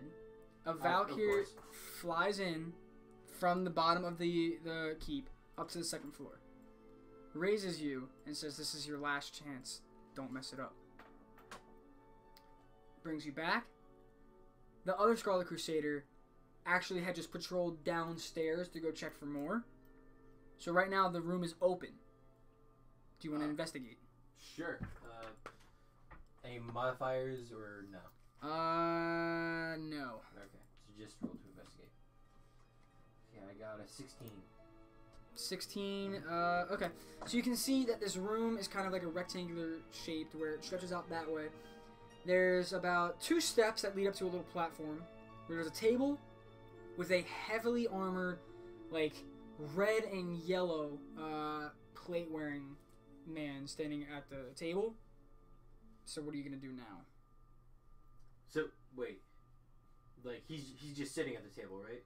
He's standing kind of, if I'm him, you're standing behind him and he's, like, looking over the table at some, like, documents and stuff like that. So he's not aware of you right now.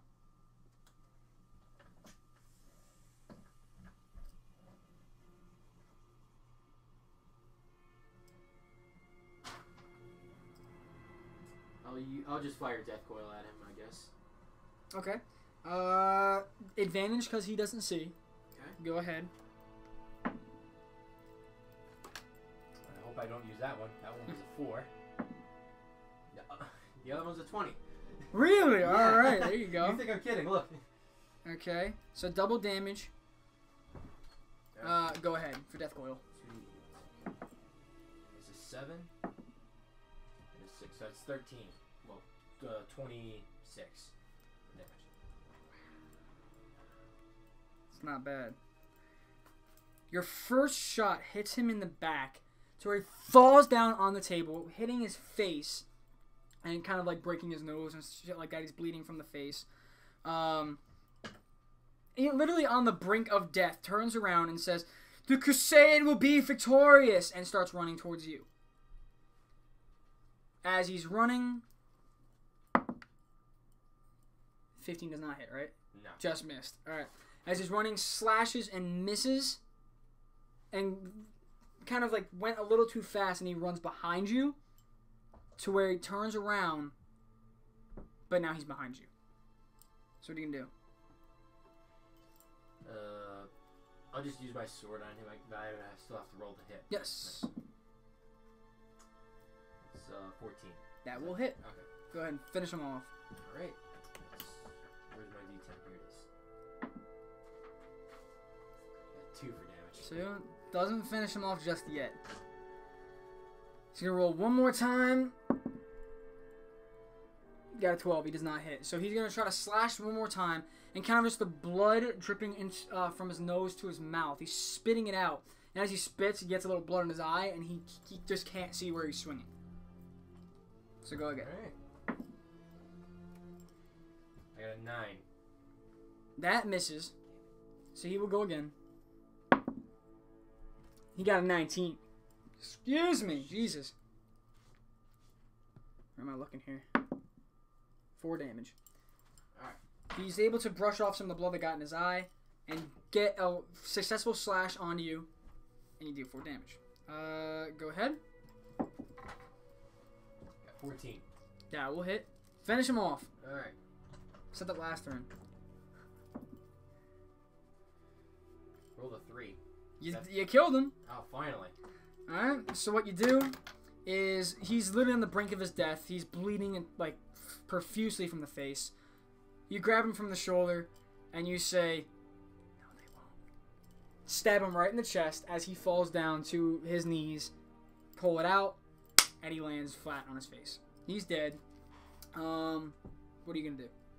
I'm gonna read over the documents that he was looking at. Okay. Do I have to roll for that? Yes. I got a 12. What's your intelligence modifier? -1, so 11.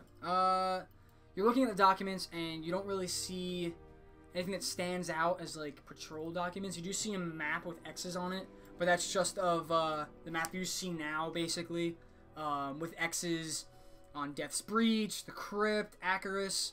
But you do see, you turn around, and you see something coming out of the commander's pocket, like a little scroll. Okay, well, I'm obviously gonna take. Do I have to roll for that, or no? No, well, roll to see if you can read the scroll. 10. 10. You take it out, and it's kind of like smudgy handwriting. It kind of seems like it's a little hard to decipher. Yeah, whoever wrote it may have either spilled something on it, or maybe just from sitting in his pocket, the sweat might have rubbed the ink off a little bit. But what you can see is it says something about a courier, Hearthglen, and today's date. So you wrap that back up and put that in your backpack. Alright. Like a scarlet, you could just put down a scarlet scroll or something like that. And with that, everybody that was in the keep before, you'd either killed or are gone. Once their commander's dead, they fled. Okay. So now what? Do I still have that horn that I could use to summon a undead griffin, or no? Did he take that? You do not, but it's okay, because like I said, there's nobody in the path. So you can just exit the keep. I can literally just walk out. Yeah, there's literally, like, all the Scarlet Crusade has, like, run away. You've taken the land. Hello again, Matt. How you doing? So, yes, leaving here, you go back to the tavern you were at before. You meet up with Orbaz on the second level. It's fine, it's fine. You meet up with Orbaz on the second level, and what are you gonna do? Obviously, I'm just gonna...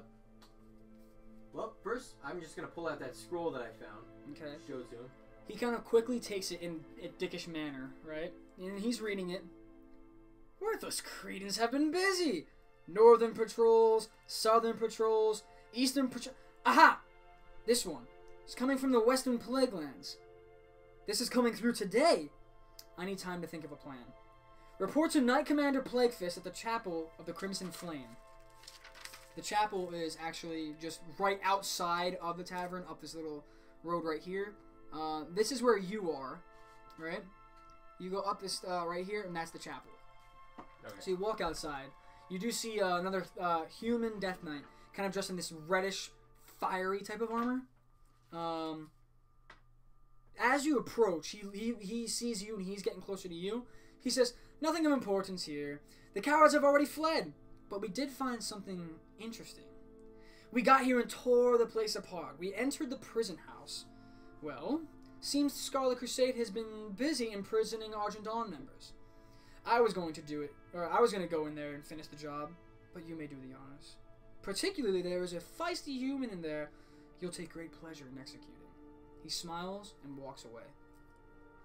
You see the prison house literally right off to your left. Doesn't look suspicious at all. There's a huge hole in the roof, but that's about it. Okay. So, guess I'll go inside and investigate to see what he means by there's a specific human that I'd like to execute. Or do I have to roll for investigation for that, or? As you walk in, because of the hole in the roof, it's kind of like a skylight, you see everything. Once again, kind of like how when you were first training with Instructor Vesuvius, right? Yeah. There's one of like every race in this room. They are on the ground shackled. No armor, no weapons, they're all imprisoned. One of every race. You do see, literally on the opposite side of the tavern, right? If it's like a kind of a rectangular building, you walk in from this corner, you see a human all the way in the other corner. She is kneeling. As you walk up, she says, "Come to finish the job, have you?" She stands. She says, "I'd like to stand for," and just looks at you, says, "John? I'd recognize that face anywhere. What have they done to you?" "You don't remember me, do you? Blasted scourge. They tried to drain everything that made you a righteous force of reckoning. Every last ounce of you. Everything that made you human. Think, John. Think back. Try to remember the hills and the valleys of Elwyn, where you were born. You were a champion of the Alliance once. This isn't you. Listen to me, John. You must fight against the Lich King's control. He's a monster that wants to see this world, our world, in ruin. Don't let him use you to accomplish his goals. You were once a hero, and you can be again. Fight, damn you! Fight his control! You try, but to no avail, you cannot remember who this is. It is no use. Finish me off, John. Do it, or they will kill us both. John, remember Elwyn. This world is worth saving. What are you gonna do? You hear Plaguefist yell in the distance. What is going on in there? What is taking so long? She cries and kneels. Well, she said, kill me or they'll have to kill us both, so... Do I have to roll to see, Just make the decision. Guess I'll have to just draw my sword and put her out of her misery, I guess. I'm assuming it's my sister. Nope. Oh, okay then. It's not your sister. Okay, never mind then. Yeah, I'll just kill her, I guess. I was so contemplating doing that, but that was so dickish. I could not do that. Okay. Okay. So you execute her. You meet outside with Plaguefist again. Felt good, didn't it? You're not one of them anymore. You're one of us. Forever. Returns back to Orbaz. So once again, you go literally right around the corner back into the tavern. To the second floor when you meet with Orbaz.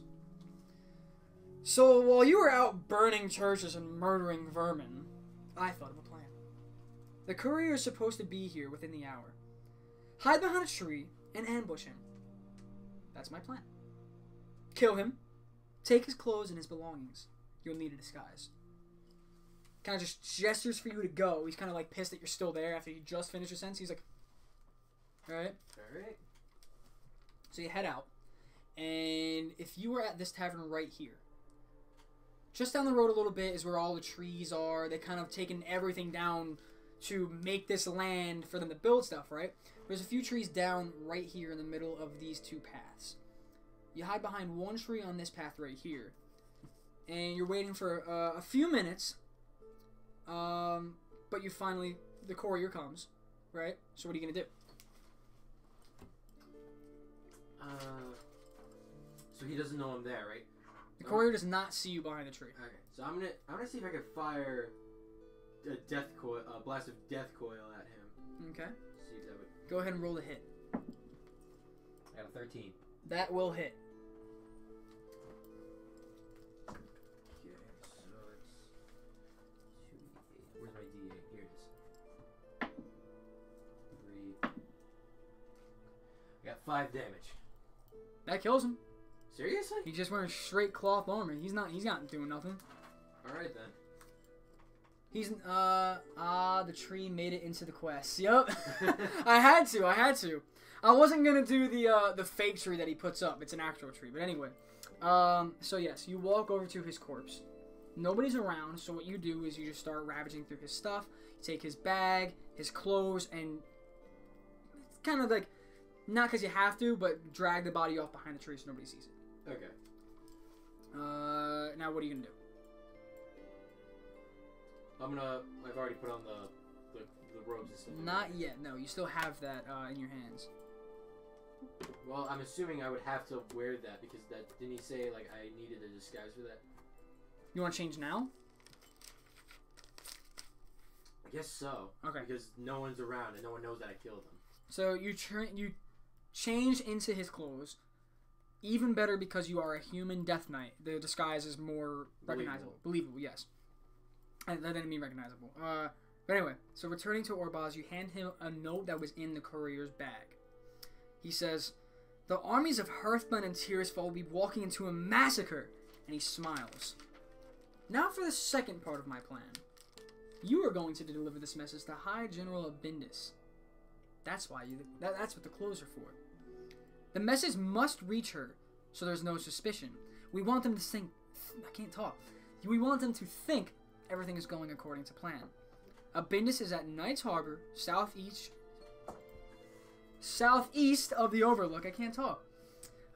Drop off the message, and she will tell us what we need to know about Crimson Dawn. You are adjusting your disguise. You have the courier's bag. You are all ready to go. Okay. You ready? You want to do it? Yeah. All right. Might as well. So again, you are about right here. You kill the courier in this area right here that leads down to the harbor. And that's where Abindus is. Or that's her name. At right? the harbor, yes. So you go back to where you killed the courier. Look around, make sure that nobody saw the body. The body's still there, Still blah, there, blah, okay. blah. And you're making your way down this ramp where the trail fades down to the harbor. You see, like, when you're massacring all of them on the beachhead before, Scarlet Champions again, all dressed in big red crimson armor. They look like the champions of the Scarlet Crusade. You hear one of the guys on the side of the road yell at the top of his lungs, "He's here! The courier's here!" You walk all the way down. There's like a dock that leads to one ship, and at the head of the dock is Abindus with two other higher Scarlet Generals. Yeah. As you're walking, before you even reach her, she says, "You're 2 hours late." You hand out the note, and she kind of rips it from your hand. She's reading it. "Damn it! The armies must not reach New Avalon. The Scourge will slaughter them all." She looks right at you, says, "Listen, courier," takes out a new notepad and starts writing stuff down. "Return this to Galvar."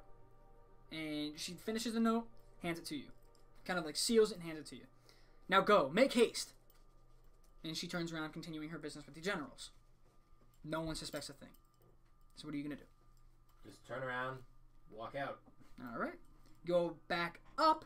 Roll a 1d20. At 15. Perfectly fine. Okay. Make your way up. Nobody suspects a thing.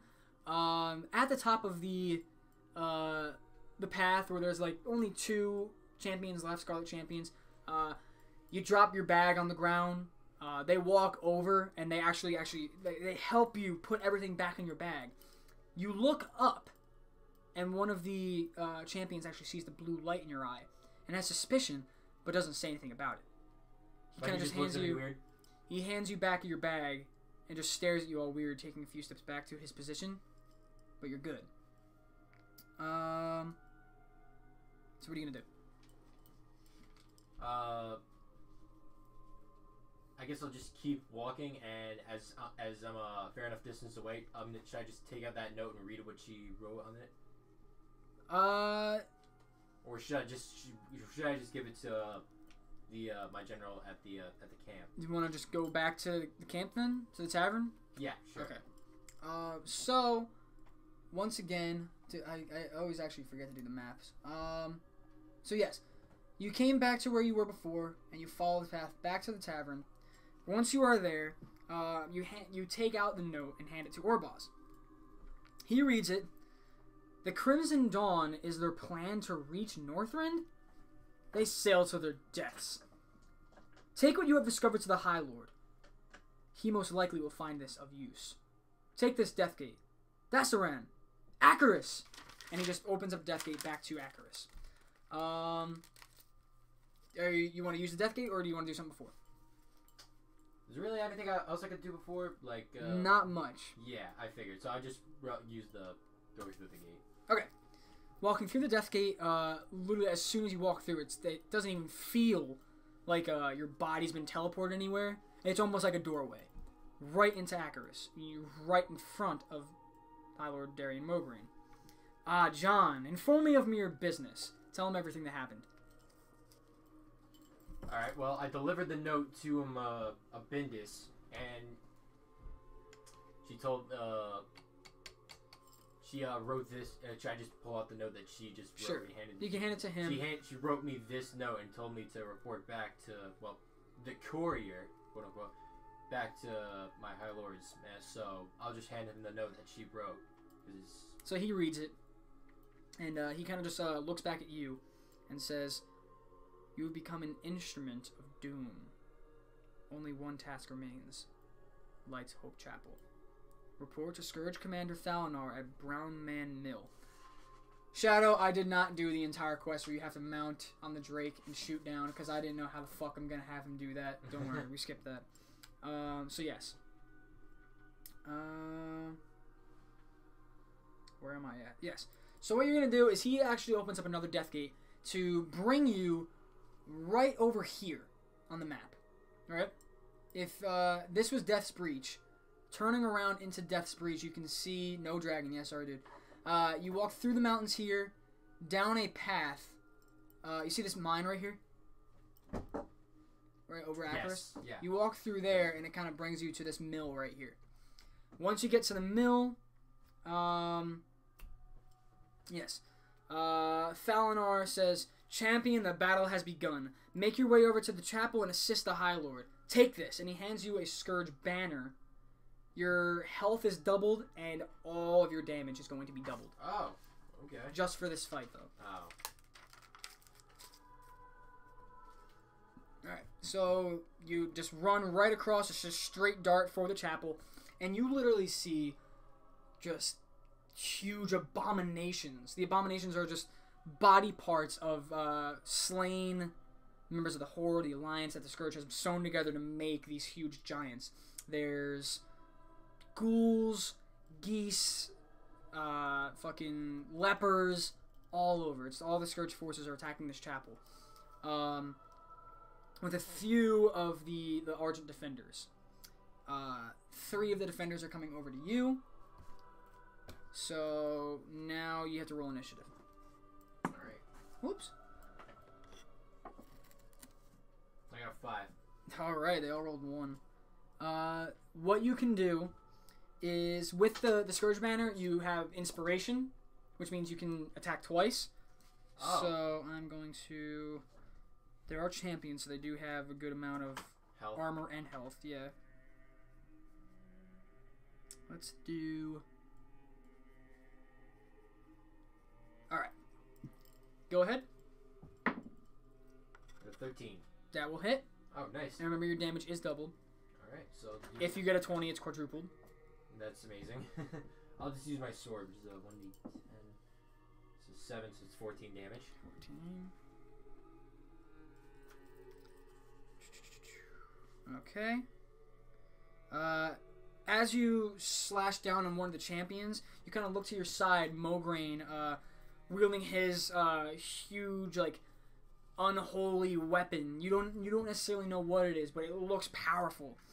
Yells, "Minions, come to my aid!" And a whole bunch of the Scourge minions start going towards him, whereas you're kind of slowly backing up, bringing the Argent Dawn fighters towards him. You can go one more time. Alright. 17 to hit. 17, that's going to hit. You can attack. That's a 9 damage. Is that doubled or just 9? Oh no, double. It's 18. 18. And do you want to hit the one you already attacked or another one? Yeah, I'll hit the one I already attacked. Okay.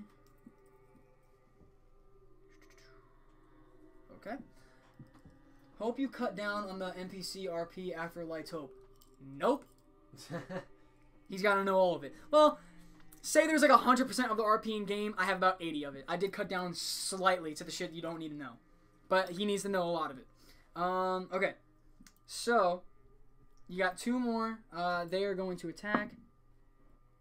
Oh, fuck, dude. A 2, a 4, and a 20. 2 or 4. Oh, good. You're so lucky. Even with a 20, you did 4 damage. Oh my god. You may go again, and remember you have inspiration, so you can attack twice. Alright. Actually, you know what? Let's do this. Mograine had killed off the ones that were attacking him, and he comes to join you. Oh, okay. Oh, yeah. Mograine's gonna go. 10. He deals 16 damage to one, pretty much overkilling the one. My lore is complete. Alright, Matt. Do me a favor. If you want, send some of it in the group chat so I can see it. Shadow, Matt is the DM for the other campaign that we will have on this this channel. So that one's dead. And he channels his own death coil, right? To shoot that one, and it throws his body into the other ones, knocking them down. They take 5 damage each, but they are incapacitated for 1 turn that you can go again. Oh, okay. Alright. So I rolled a 17 to hit. Okay, go ahead. That's 5 damage. So it's 10 damage. 10 total? Yeah. Okay. And 1 more attack. That's 8. Does that hit? Oh, yes. No, that does not hit. Sorry. Okay. So, now they will go because they are up. Motherfucker, that keeps happening. No, and... Oh, 1. As they get up, one of them is still kind of disoriented from getting knocked down with a death coil. It hit pretty hard, and his chest plate is actually caved in from the impact. So he's kind of like breathing heavily. He like just slices, but he's kind of like weak. So he falls down and accidentally stabs himself in the chest, killing himself. You only have 1 left. You did attack twice that turn, right? Oh no, they just went, so now it's your turn. Oh, okay. I was about to say I did attack twice, but okay. Okay, that's 9 to hit. Does not hit. Okay. So 6, that doesn't hit. That doesn't hit either. Alright, never mind. Mograine is gonna go. No. And yes. He does 12. 36 damage, completely obliterating this one. He takes his weapon and slices down so fast, slicing his body in half, to where you just see, like, the upper half slide off and fall. Oh, God. Right? His whole body's severed.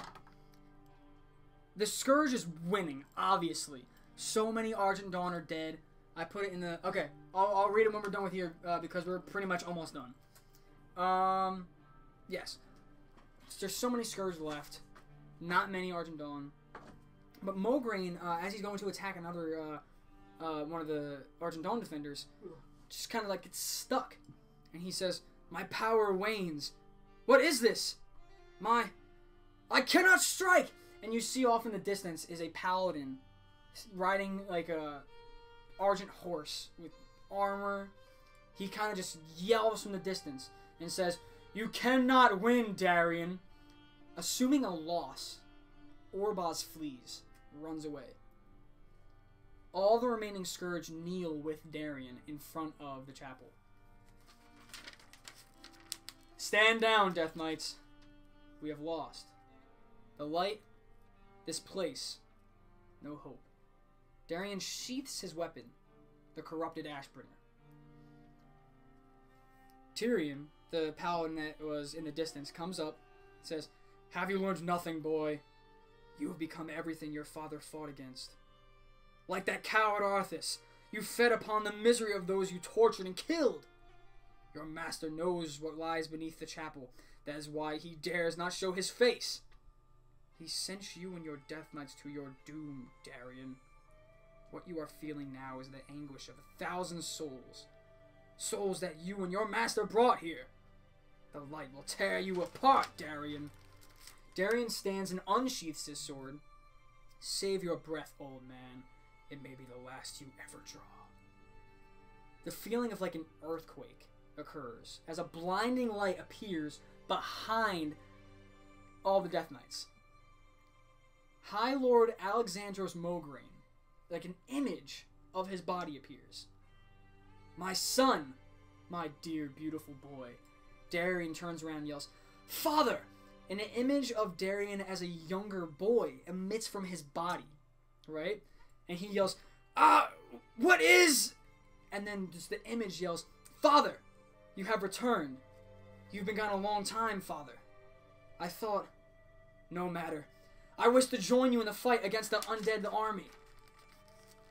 Alexandros Mograine says, "Darian Mograine, you are barely of age to hold a sword, let alone battle the undead hordes of Lordaeron. I could not bear losing you. Even the thought." And Darian's image replies, "If I die, Father, I would rather die standing in defiance of the undead legions. If I die, let me die with you. Alexandros replies, "My son, there will come a day when you will wield the Ashbringer and mete out justice across this land, but that day is not today. Do not forget." And as he is trying to talk, the Lich King appears behind Alexandros' spirit. Touching. That was good. That was good. I just imagine the PC jumping around. I know, exactly. So he raises Frostmourne and consumes Alexandros' soul. He is mine now. Darian is upright again. "You betrayed me. You betrayed us all, monster! Face the might of Mograine!" He lunges forward with the corrupted Ashbringer, slicing down, but before he can even make an impact, the Lich King just, like, forces him back, and he just gets launched far away. Not far away, but, like, far enough that he's not in the battle anymore, but off in the distance. Yeah, I get what you're saying, yeah. Pathetic. Tyrion says, "You're a damned monster, Arthas." The Lich King replies, You were right, Fordring. I did send them in to die. Their lives are meaningless, but yours. How easy it was to draw the great Tyrion Fordring out of hiding. You left yourself exposed, Paladin. Nothing can save you. He raises Frostmourne and channels a cast on Tyrion. Tyrion gasps for air as all, like, the remaining Argent Dawn go to attack. Even the Knights of the Ebon Blade, the Death Knights, go to attack the Lich King. And in the distance, Darian, like, kneeling in pain, just talks to himself. That day is not today. Tyrion! And he gets up and throws the corrupted Ashbringer to Tyrion. And he catches it. Darian collapses, but Tyrion is renewed, and the corrupted Ashbringer is purified into the Ashbringer. The Lich King yells, "Apocalypse!" and just pushes everybody back. Tyrion yells, "Arthas!" And the Lich King yells, What is this? Tyrion replies, "Your end." He charges at Arthas and lands a blow. Impossible. This is not over. When next we meet, it won't be on holy ground, Paladin. And the Lich King teleports away. I can tell you needed that. That Little was bit, actually little really bit. good. Thank you. Tyrion. The Lich King sounds like Megatron. Thank you. Rise, Darian, and listen. We have all been witness to a terrible tragedy. The blood of good men has been shed upon this soil. Honorable knights slain defending their lives. Our lives. The Lich King must answer for what he has done. I promise to you, brothers and sisters, the Lich King will be defeated. On this day, I call for a union. The Argent Dawn and the Order of the Silver Hand will come together as one. We will succeed where so many before us have failed. The Argent Crusade comes for you, Arthas! And Darian... Lich King voice is pretty good. Thank you, man. Darian rises. He says, "So do the Knights of the Ebon Blade. Although our kind has no place in your world, we will fight to bring an end to the Lich King. This I vow." Again, Shadow, I skip everything in the Acheris Hold, killing a meat hook, all that shit. You don't need that.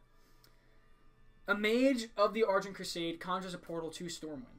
Tyrion says, "Hero, take this to King Varian Rin, and he will allow you to join the Alliance." And he hands you a sealed letter of the Argent Crusade to give to the king.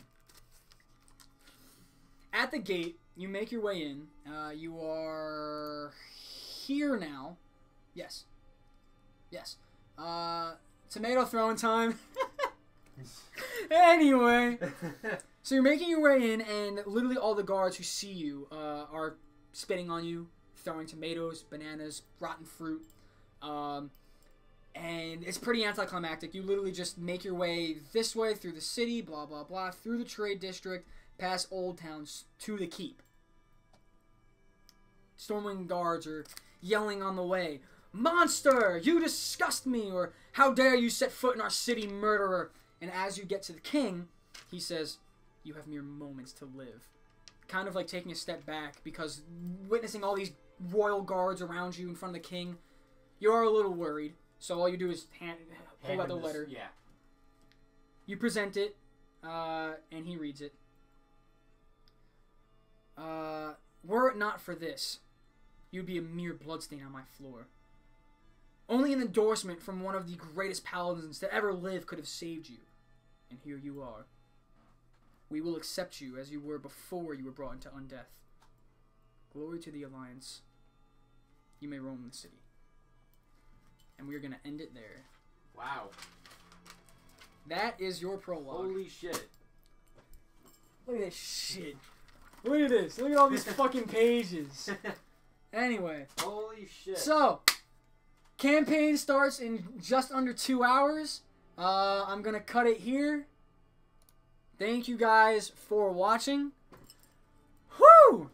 Anduin or Varian as king? Right now, Varian is king. Thank you, Shadow. If you're going to be here 2 hours from now at 4 p.m. Eastern, we are going to do the actual campaign with more people.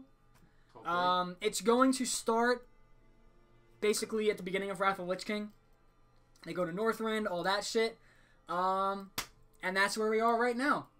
So, again, thank you guys for watching. I will remind you that at 25 subscribers, we are having a 3 pair of dice giveaway.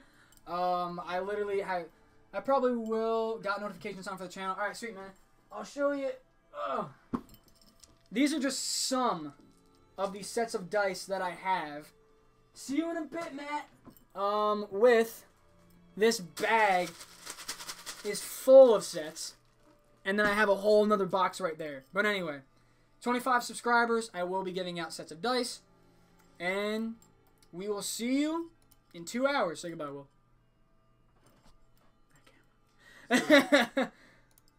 See you guys later. Take it easy.